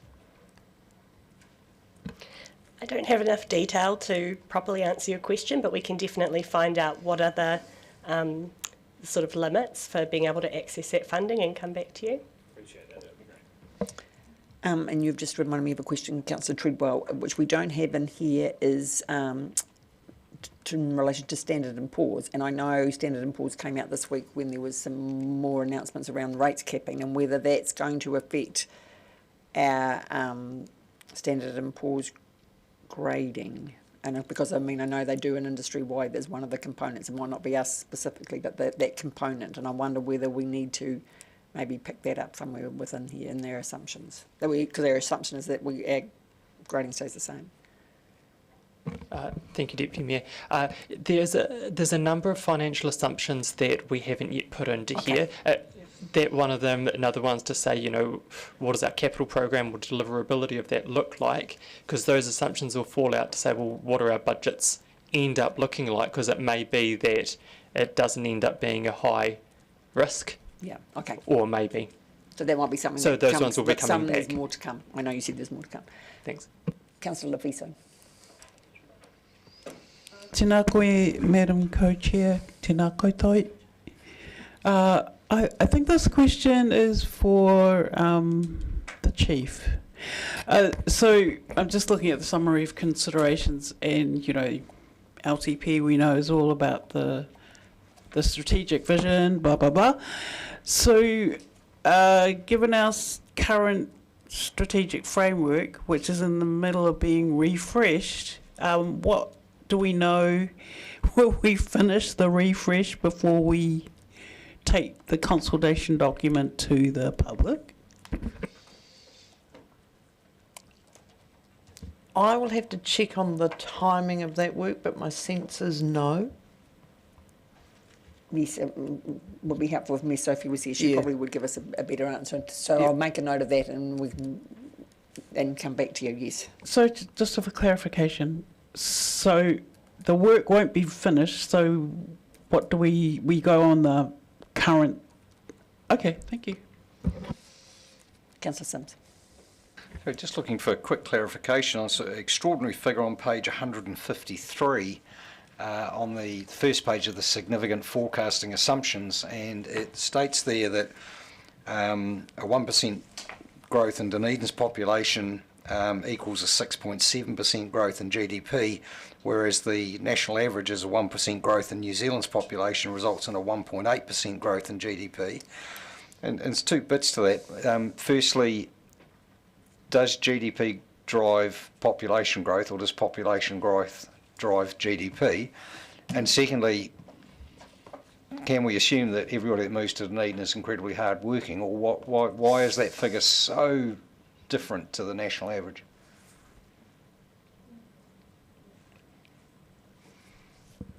Yes, absolutely. So that goes back to the economic profile, the makeup of what contributes to the GDP in Dunedin. So generally speaking, growth in population will drive a growth in the GDP, but your question is, why is it higher than the national average? So there are specific sectors that are driving that in Dunedin. One of them is the knowledge base. So we have the education, we have all the IT and tech sector here in Dunedin, and that's what is contributing to that increase. In fact, we've probably noticed this in a previous workshop when we mentioned that the average income for households in Dunedin is way higher than the median, because there are higher earners from these sectors that are contributing to increasing that average. Councillor Bendis. Good to hear, and that does make good sense.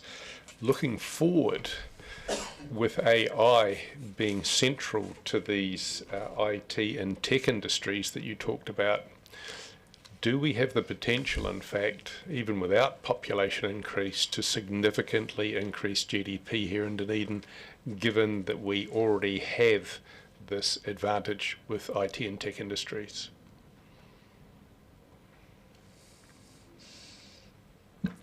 It's a very good question. It's one I don't have an immediate answer to, but it's something that we could think about as we're bringing back a refresh of the assumptions, whether that, whether we should make an assumption around growth in technology. No further questions, councillors? No? Well, thank you for that, and I'm happy to move that the committee approves these as draft significant forecasting assumptions and developing the 10-year plan, and consulting with the community, and notes, there's some more, notes that the information and data supporting these assumptions is interim and that the council will be updated if further information or updated data becomes available, and approves the CEO to make minor editorial changes to these assumptions for the 10-year plan and water services strategy. Authorises. Just capture a couple of the things. Yes, and seconded Councillor Bandivas. I'll only speak briefly, is that it's a good, this is just the start. The assumptions will come back in December, I think, for us, or if anything comes earlier than that. But it gives the staff a clear direction on the basis for developing the long-term plan and the water strategy. So thank you for those. Councillor Wetherill. Thank you, Chair. I'm happy to support these assumptions, but when I look at them collectively, something has to give if we're serious about producing a sustainable and affordable plan. We're forecasting modest population growth, increasing debt, higher borrowing costs, and continuing pressure on infrastructure costs. And while this report takes a business as usual approach to some of the uncertainties ahead, business as usual cannot become an excuse for spending as usual. Government has now given us a clearer direction, and I doubt any result in the upcoming election will make an ounce of difference. Therefore, we shouldn't wait for Wellington to impose financial discipline on us. If revenue growth is constrained while debt, interest and infrastructure costs continue climbing, the arithmetic simply doesn't work without some harder choices. Efficiencies and prioritisation should be our sole focus so we can continue to deliver our core services. And yes, some of our wellbeing initiatives will probably be impacted negatively also. So I support these assumptions, but for me they come with a very clear warning. An affordable 10-year plan won't be achieved by changing the assumptions. It will be achieved by changing some of our spending. Thank you. Thank you. Councillor Bandivas. I agree entirely with Councillor Wetherill. Business as usual doesn't justify spending as usual, but we've just had a really interesting fact put in front of us, and that is that even with a almost negligible population increase, we can and have already increased GDP, gross domestic product. To me, this indicates where we need to change what we have been spending on to facilitate the IT and tech industries, which, especially with artificial intelligence, have the potential to vastly increase GDP here in Dunedin. We also need to look at our own DCC processes, and I'm thinking particularly of the sclerosis we have in our traffic situation around the city. The big queues and the amount of time that it takes to get across the city that used to be a 10-minute city and isn't anymore. And the potential for instance, getting an AI program to control the streetlights so that you're not sitting in a car looking at an empty intersection ahead of a great queue of cars behind you. If we had an integrated AI application across DCC intersections, we could remove a great deal of time spent getting into and out of the city. We had a report some years ago now from Nathan Berg, Professor of Economics at the university, that showed that if we increase the amount of time it takes to traverse the one-way street system both ways by 1 minute, 1 minute extra time going up and down the one-way street system costs us $4 million in lost time and productivity. So if we're able to reduce these traffic delays by more efficient and cleverer learning AI control of the stoplight system, this would just be one example of somewhere where we should spend a little bit in a different way than we have in the past. So endorsing what Councillor Weatherall says, but saying that there are real opportunities for a differently focused spending by the DCC for itself, and particularly for what it can facilitate in the education, IT and tech centres. Thank you. That's 3 speakers for the motion. Do we have any speakers who wish to speak against that? There being none, I'll put the motion. All those in favour, please say aye. Aye. Against? Motion carried. Item number 11, rating method and financial policies review of the 10-year plan, 27 to 37. Mr McAuliffe, Ms Fraser and Ms Knight, I think, are going to speak to the report. And this report is seeking the committee's direction on a range of matters following a rating and financial policy review workshop that we held in July. And so it's a good paper. So I just wanted to clarify, if I may please, where you've got in the report, I think it starts on page 238 on, is that you would prefer if council could give a clear direction on each of those items raised. Through the chair, we do have a draft resolution, I think, that has come through, Lauren. That might be helpful. It might be helpful to put that up on the screen, because just at a high level, that does outline a number of areas where the mover is suggesting that staff do put some work. Be emailed as well, just because of the font. Yes, thank you. It's quite sizable. Maybe just scroll down a little bit. We don't need the heading. Are there any questions in particular about the report while we're... Councillor Gaylor. Just noting some of the figures when you go through them on the tertiary sector, and in particular some areas that where the university is not rated even outside of the tertiary sector. When staff went through it, did those jump out at you as being anomalies?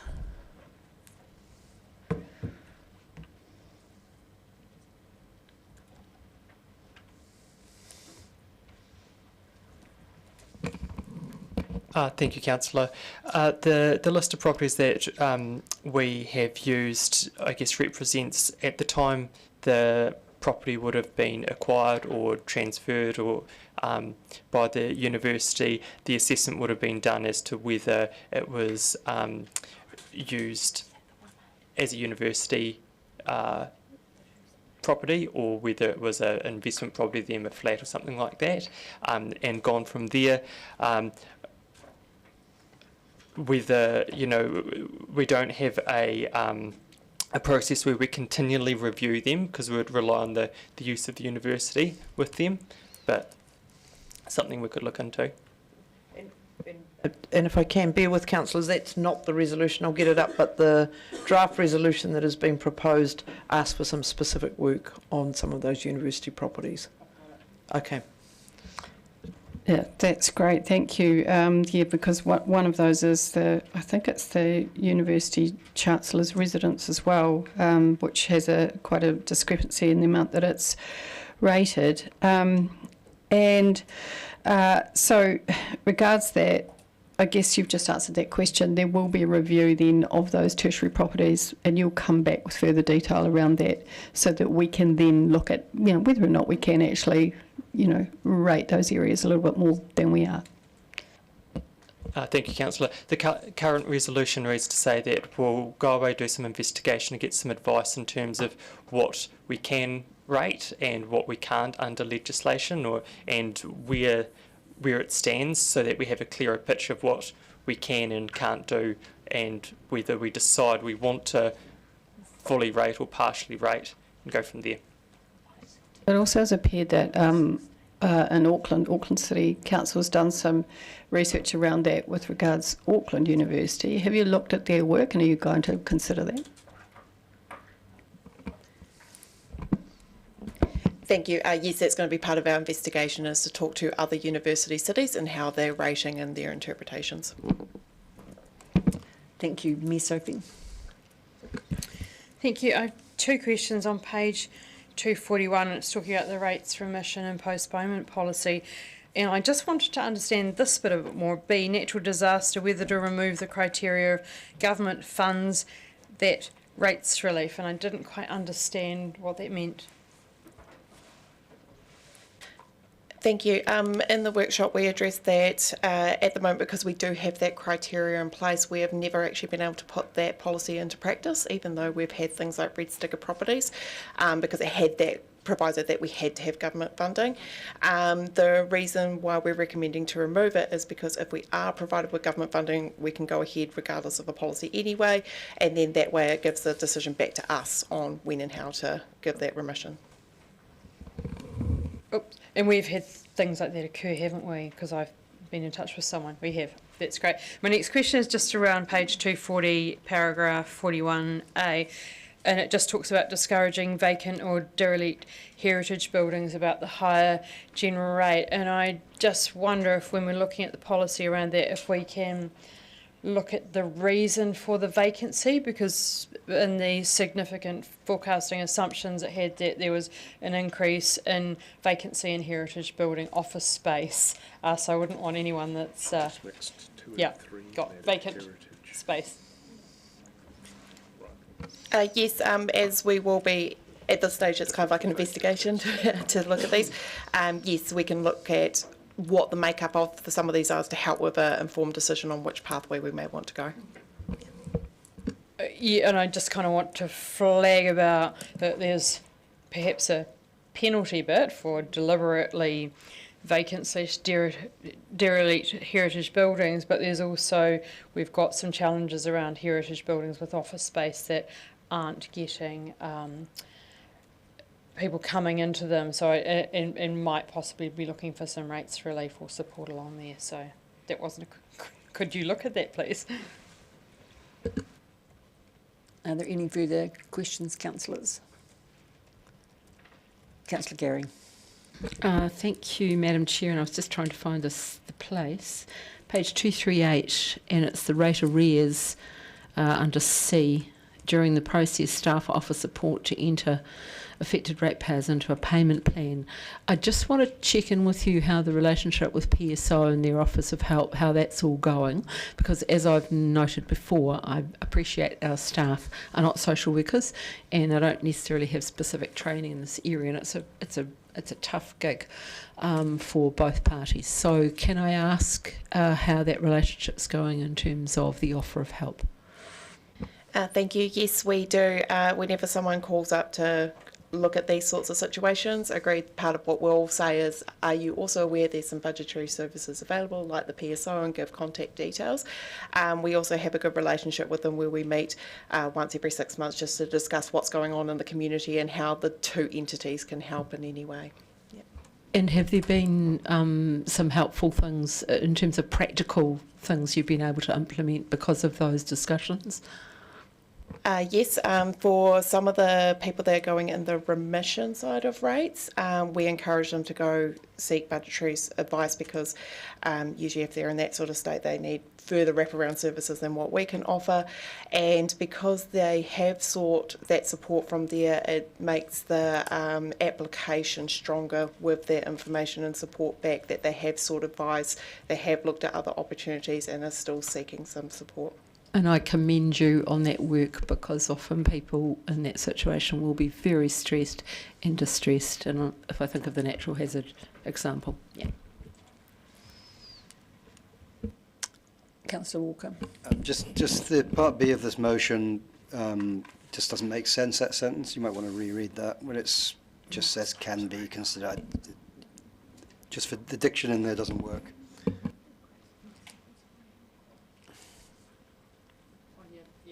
Yeah. Yeah, just, yeah. If for rating purposes, yeah. they can be considered used. Councillor Sims has foreshadowed that this is what he wishes to move. Can I just ask a question, and this probably is directed at Councillor Sims, because in the paper there's lots of different options. If I look at the funding and rating treatment of the tertiary area, where they talk about, in the paper you talk about maybe looking at a special curbside rate, and then maybe looking at a special zone, a special tertiary zone. So you want all of those issues looked at. You're not refining it down in any which way. No, I'm not, and I noticed the, I think part 2, I can't really see that, but funding for rating treatment for the tertiary area is separated out, so that is separated out, and I will speak to that. Okay. As that, yeah, but I am advocating for all of those items to remain in. And be looked at in detail. Yes. Okay, now I just wanted clarification on that before that. Thank you. Any further questions? Councillor Walker. Just clarifying, is this Councillor Sims's motion? Yes. Okay, thank you. Councillor Treadwell. Tēnā koe. Just with regard to the aspects of this that cover the tertiary area, have conversations around this, like has there been discussion with the university about this? Just we maintain a close relationship with them, and I just imagine they would want to be part of the kind of solutions that we're talking about. So what I can say is we had a high level discussion. The Mayor and I met with the Vice-Chancellor and the Chancellor recently and signalled this might be possible.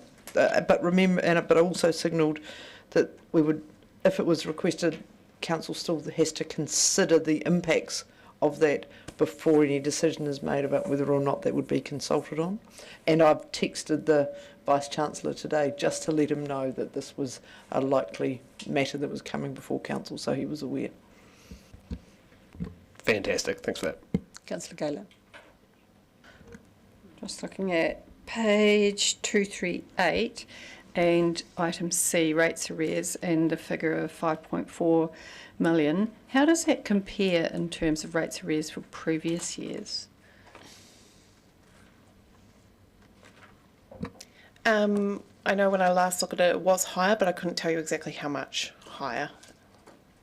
I think the answer to that is in the next item when we come to the report to 30 June. I think it's in there. It's quite a chunk high. It's quite a chunk high, yeah. Councillor Walker.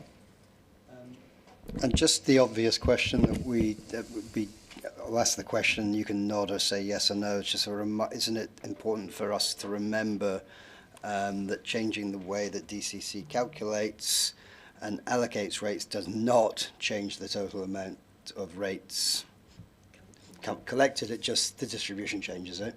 Yes, important reminder, guys. Okay, no further questions.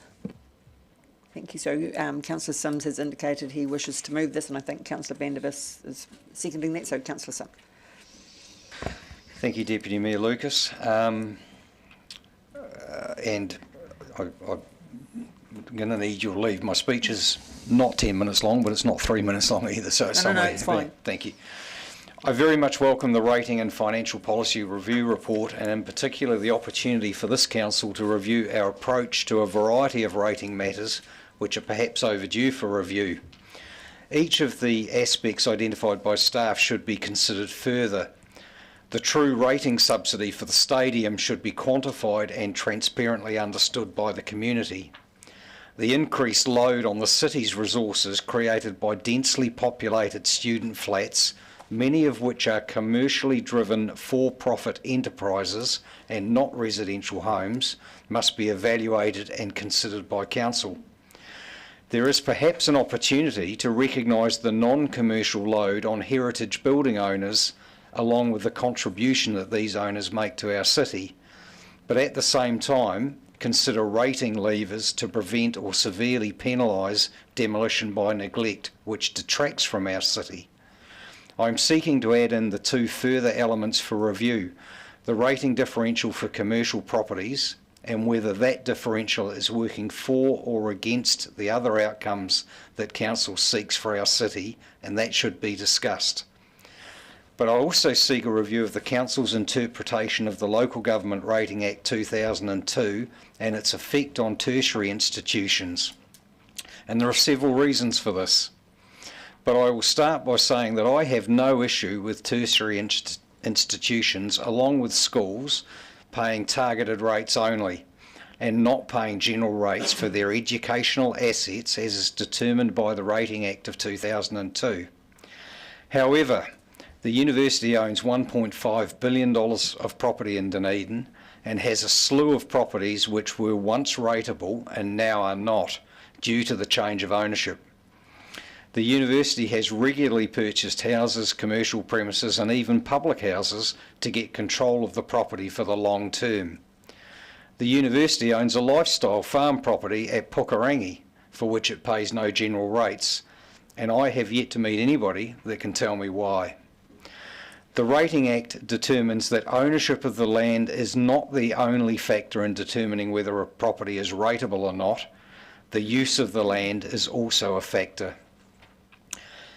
It is apparent and even understandable that the DCC's approach to this has been inconsistent over many decades, but it is also apparent that the DCC's position may be inconsistent with the way that other councils are determining the Act in respect to tertiary institutions. The rating treatment of tertiary institutions is a matter of strong public interest. It is a matter that is often misrepresented in the community, with many believing that the university pay no rates at all, when in fact they pay close to $6 million per annum in rates.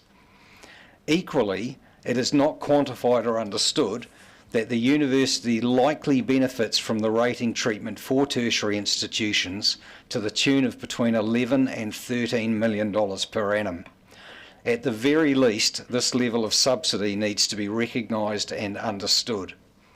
We are not here today to determine the outcome of these future deliberations, simply to determine that further work is justified to inform these future deliberations and to provide transparency and clarity for both the Council and for the ratepayers.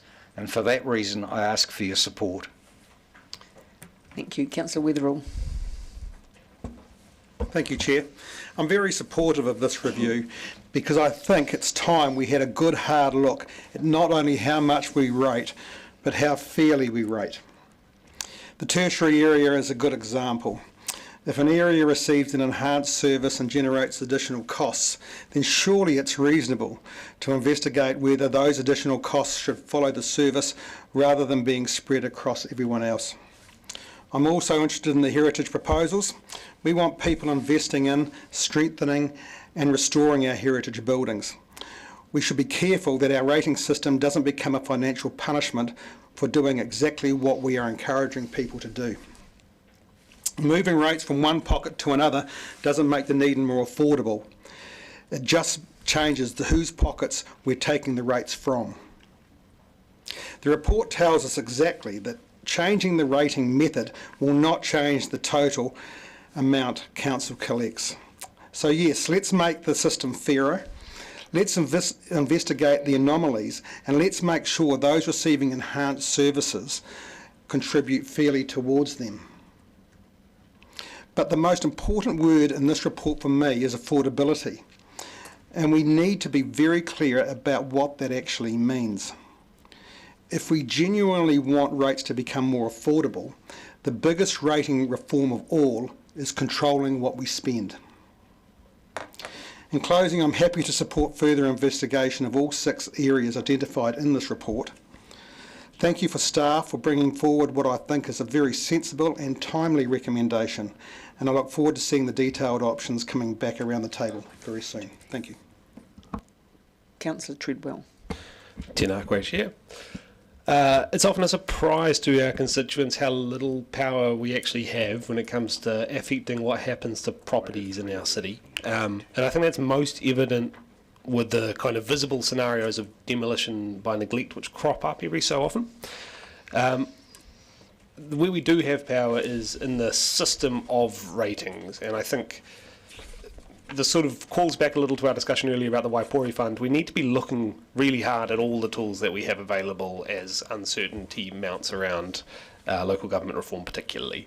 There's opportunity here to have a bit more granular control of how ratings are distributed across the city, and I think if we can use that to effect positive change with how people are using the land, that's a wonderful thing.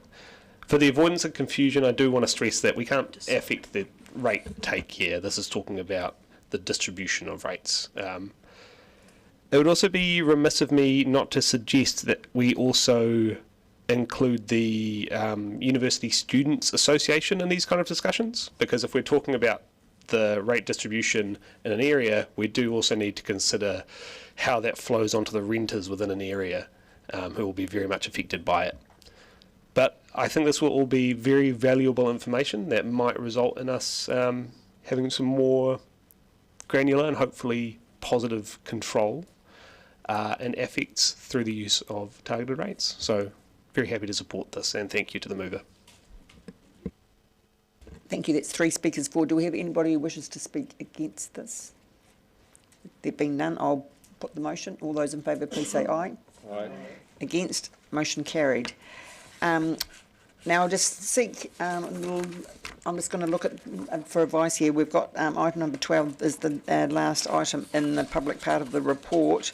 And I know we will be getting the financial statements to 30 June, or we will get a chance to revisit these when they come back again as part of the annual report. Whether you want to take an adjournment now for lunch, or whether you just want to keep on and finish this. Box on. Box on. Excellent. That's, that's how I like to do that too. So item number 12, financial report for the period ended 30 June 2026. Mr McAuliffe is coming forward to speak to the report. It's always a good report when we end the financial year ahead of budget, and I can see you smiling, Mr McAuliffe. Would you like to speak to the report? Thank you, Deputy Mayor. So presented here is the financial report for the end of June. That is also the end of our financial year as well. One key thing I'd like to point out is that there are still some final adjustments to come through before we close off the end of the financial year. They relate to our asset valuations and the flow-on effects of depreciation. We also have the accounts that are subject to annual audit by the Audit Office. That audit is expected to commence in the second week of September, and any adjustments that may be required that come out of that will also affect the numbers presented here today. Given it's the end of the year, I thought I'd do a very quick sort of sum up of the finances for the year. How it has landed operationally is we have a surplus of 596,000 against a balanced budget overall. Revenue is showing at 9 million unfavourable. However, as I just mentioned, 8.8 million of that is representing the investment property revaluation budget and also the vested assets budget, which are yet to be included in the accounts. The other variances in revenue have followed the trends as we've had from previous months, with parking, landfills and our capital subsidy revenue main drivers of our revenue variance. Expenditure is favourable to budget by 6 million. Again, this is following the same trends as what we've had in previous months, but that's mainly represented by our personnel costs, maintenance costs and the interest and depreciation. As I mentioned before, depreciation will be subject to an update as we go throughout this period. We also talked before on the Wipori report, but we did end a favourable result for the fund that is reflected in these accounts, but the key piece that Council received a distribution of $3 million in June. Capital expenditure finished the year of being 175 million against a budget of 231 million, and the main drivers for the underspend is delays in the Waste Futures program, property and transport. Our loan balance was our loan balance was less than what we expected, being 711 million. 72 million less than what we budgeted for, and that's a direct correlation of the reduced capital program. I'm happy to take any questions on that. Thank you, Mr McAuliffe. That was very helpful. And I just want to suggest, Councillor Gaylor, your last question about rates, penalties, there's a commentary there on the top of page 300 that'll answer that for you. First of all, Councillor Gary. Thank you, Madam Chair. Tēnā koe, Mr McAuliffe. I just wanted to know, and thank you as always for the excellent summary on page 310 and 311 around the wind event and the two weather events, the rain event in 24 and the wind event in 25. Do you think, and it might be a combo of the Chief answering this, that we have all of the costs in now, or are there still some ongoing costs related to those two events, would you think? I'd suggest there's some more. I'm aware of there's some more costs to do with the wind event are still to come. Thank you. Councillor Gaylor. Apologies. Yeah, just on the underspend for capital expenditure. I mean, typically this has happened before. Last year we also had an underspend. It's becoming a wee bit of a trend. Is it a case of just budgeting not quite right, or is it a case of not enough staff to design or procure or manage the work? Or in general, what would be the reason? Neither of those things, Councillor. With conversations with this council, there's been an approach to, aside from the Waste Futures things, paring back a little bit the capital program to enable the new council to make decisions as part of the 10-year plan. So things that haven't been in train have been delayed slightly so that this council has an opportunity to consider if it still wants to do some of those projects. So the water spend is right up there, roading's been pretty solid, and anything else was quietened off a little with the full knowledge of council to make sure that there were options for the new council in the 10-year plan, because it's very hard to stop a project that's in train. So because this happened last year, then this is a forecasting issue? No, the budgets were set. And so I'm happy, we've gone into this in great detail a large number of times. I'm happy to sit you down and work through how it's happened. And come and sit with you and go through it with you. But it has been clearly articulated since about October last year, the approach we have taken to the capital budgets. Great. So what you're saying is that there's a cautiousness that you've been exercising over and above the forecast that you've got there? With the very clear direction, the quiet direction of the council. When you say quiet direction? I can explain that to you when we sit together. Thank you. Mayor Sophie. Just a quick question on page 308. When is the new theatre at Toitū to open? It says the end of August and we're nearly there. I'll get Mr Costello, I'm sorry he's not here, to send round the details. I know it was imminent. Just assuming that councillors would be invited to something like that. Again, I'm not aware, but I will make sure that the details are provided. Councillor Chambers. Thank you. Yeah, just picking up on the Wipori Fund, which you've mentioned. I'm looking at the table on page 299, the financial information for the DCC. And you see, when you're looking at the net surplus deficit, the Wipori Fund net fund is $8.7 million. But in fact, the DCC only gets $3 million in terms of a payment from the fund. So how come the 8.7 million is the figure on this table? Since the Wipori Fund is owned by council, that means that all of the financials are included within the council's financials. The way that it's run at the moment with the SIPO and our fund managers DCTL, they manage that day-to-day, the cash, the income, the expenditure, and then at the end of the year disperse a distribution back to council. So what is quite confusing is when we look at the council numbers, the Wipori Fund is included in that, but then it's pulled out, and we have that separate report that includes the performance of the fund, and it's only the net distribution that then comes back into the council's bank accounts. So it's the Wipori Fund is included in council ownership.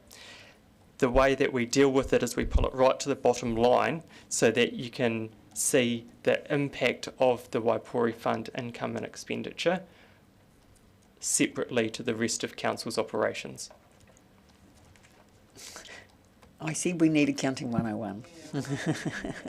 It needs to be whiteboarded, I think. If you saw it on a whiteboard and Hayden could explain. So just about something else, just slightly about a resource consents being over budget. Obviously, resource consents, people pay a lot for resource consents, and you sort of assume that's a source of earning for the council ultimately, in terms of fees. But it's $500,000 under budget. Is it still making a sort of profit for the council, or is it making a loss? Thank you, Councillor. We aim to create effectively a neutral figure at the end of the year. Last year was slightly different because we had the increase in the development contribution, so that saw that spike earlier on in the year, which resulted in quite a bit of the consenting having to go off-site and delayed, which results in penalties, etc. That's all stabilised now, so my understanding is currently we're operating in and around, from a planning point of view, around that 20-day time frames. Councillor Witherall. Thank you. When we put parking meters and enforcement together, we are around $1.7 million below budget. The report gives a number of explanations, but could the simple underlying story be there are fewer parking spaces and we're simply writing fewer tickets? And if so, are our parking revenue budgets now too optimistic? I can pick up the aspect of the enforcement side of things, Councillor. Certainly this year has been certainly unprecedented in terms of what I've seen around staffing levels regarding the parking officers. Previously indicated that we anticipated being back up to full complement by August of this year, i.e. now, although we recently had another resignation from that team. So we're back down to 6 officers. So certainly the July figures that I've seen from an enforcement point of view were certainly were around 270,000, which is closer to where you would expect based on the budgets that we've set. I don't know if Ms. Nielsen wants to talk about the meters. I can talk a little bit about the meters side of it and the parking revenue. If you like, there's a few contributing factors to that. There's Matau Kariao, the new car park at 34 Great King Street. That opened, I think it was about 5 months later than we expected and therefore budgeted for. And it's also tracking at much lower occupancy than what we'd hoped for. The other side of it is the on-street parking meters.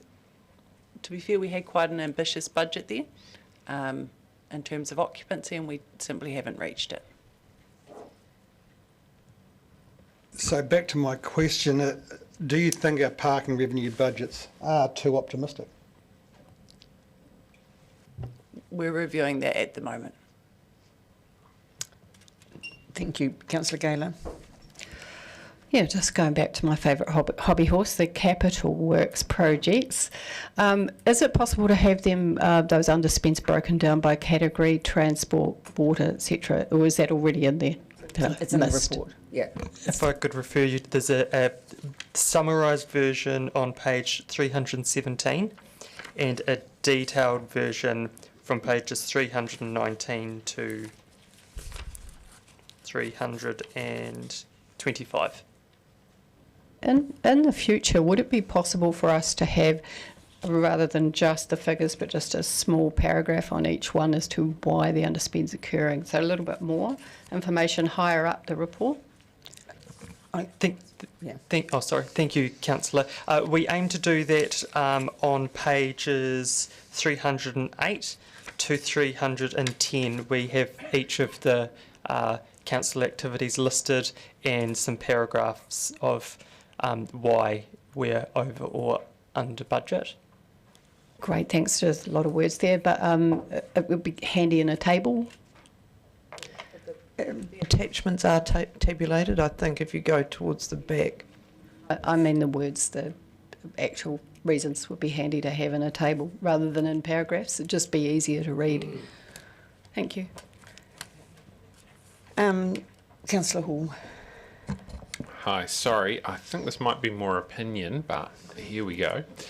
What part of the year-end results do staff consider particularly positive, and where has council performed better than expected?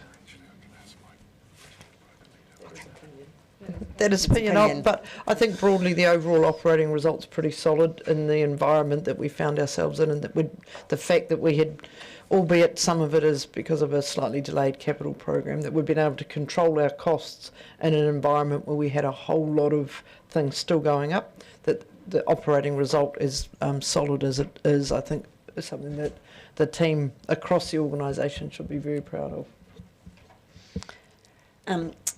As Ms Nielsen's in the room, and I'm wondering in terms of the Fitzroy Street housing renewal, and it had been tracking all the way along at a surplus of 410 right up until 31 May, and now suddenly we've dropped down to 181. So I'm just wondering why, when it had been for months and months and months, we've been tracking so favourably, what was the difference? Because I know the project's complete now.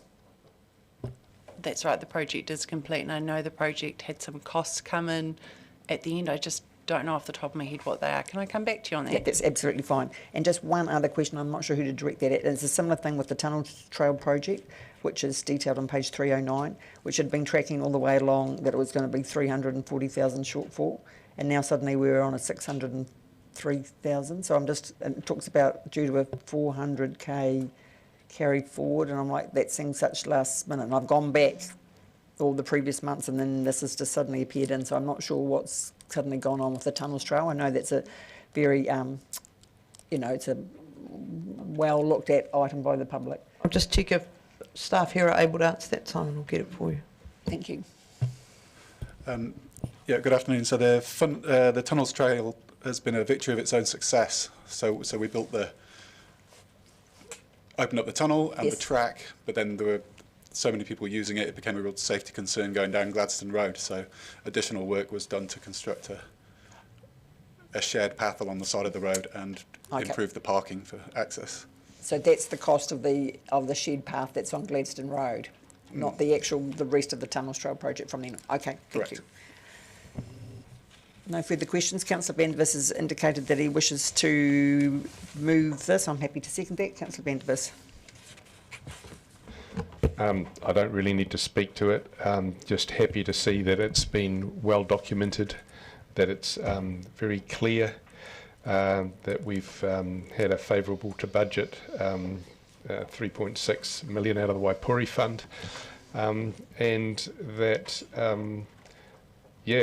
we have a lower level of capital spend, which I have been very public about in the past, being pleased about, because I believe that with the changes that are coming, we're going to need to not be at the absolute end stop of debt, and we need to make sure that our capital spending is constrained. The Chief Executive has also offered this council opportunities to restrain some of the operational spending, that is to say staff costs mainly, most of which we've rejected. That's just an overall comment. I don't believe that we've been doing anything that's not been very obvious. It's been quite public, and I'm very pleased that this report has complete information, as shown by a lot of the questions that have been answered here today. Thank you. Councillor Hall. Thank you, Chair. I want to acknowledge the enormous amount of work staff have done to deliver this result. Council has faced considerable financial pressures, yet operating expenditures remain below budget, and we finished the year close to a balanced position. Behind every figure in this report are staff managing budgets, delivering services, and progressing a very substantial program of work for our city. There is still capital works to complete, but I believe the foundations are strong. We have had a clear understanding of our financial position, major investments are ahead of us, and the real opportunities to improve are being delivered. This report gives me confidence.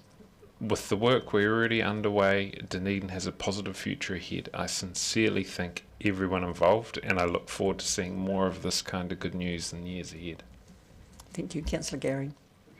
Thank you, Madam Chair. And there's been much talk about controlling our spending in relation to the results here and into the future. And I just want to pick out a small detail. I want to give a shout out to the event staff. And I notice on page 303, the events expenditure was favourable, $286,000, mainly due to several events being delivered under budget, including New Year's Eve, Chinese New Year, and the George Street Market events. So shout out to staff, and it exemplifies that staff are doing their bit to reduce costs. But I particularly want to focus on the impact of the October 2024 rain event and the wind event, and I want to again say my appreciation for these two being separated out. We already heard in another item about the impact on city forests of those events, loss before tax of $3.2 million versus a budgeted profit of $8 million. And here we see in this particular section, OPEX for the rain event of $2.781 million, CAPEX of $6.310 million, $9 million in total. Some of that offset by, for example, NZTA and other grants. And in the case of the wind event, the OPEX costs $1.171 million and CAPEX of $77,000, and we're told that that's not the end of it. So let's just remember that, just thinking of the assumptions that we've just been talking about. Let's just remember that when we talk potentially about not being able to afford to do various prevention things, and in relation to our zero carbon discussions. So thank you to the staff, a good result in times of real difficulties. Thank you. That's our three speakers for the motion. Does anybody wish to speak against that? There being none, I will put the motion. All those in favour, please say aye. Aye. Against? The motion's carried. Next item is items for consideration by the Chair. Are there any items that councillors wish to consider by the Chair? Being none. Consider lunch now. Thank you. Yes, consider lunch. Yes. I would like to move that the committee, pursuant to the provisions of the Local Government Official Information and Meetings Act 1987, exclude the public from the following part of the proceedings of this meeting as set out on the agenda, and B, adjourns the meeting for 5 minutes. I'm sure, councillors, we would be grateful to get through this. I know that staff would like to get through this, and then we'll have lunch after that, if that's fine. So we'll just take a quick adjournment so that the cameras can just be disconnected, and we'll just continue on. So please don't leave the room. Or you go to, only if you're really jiggly. Councillor Gale. Councillor Gale. Oh, I figured that. Yeah.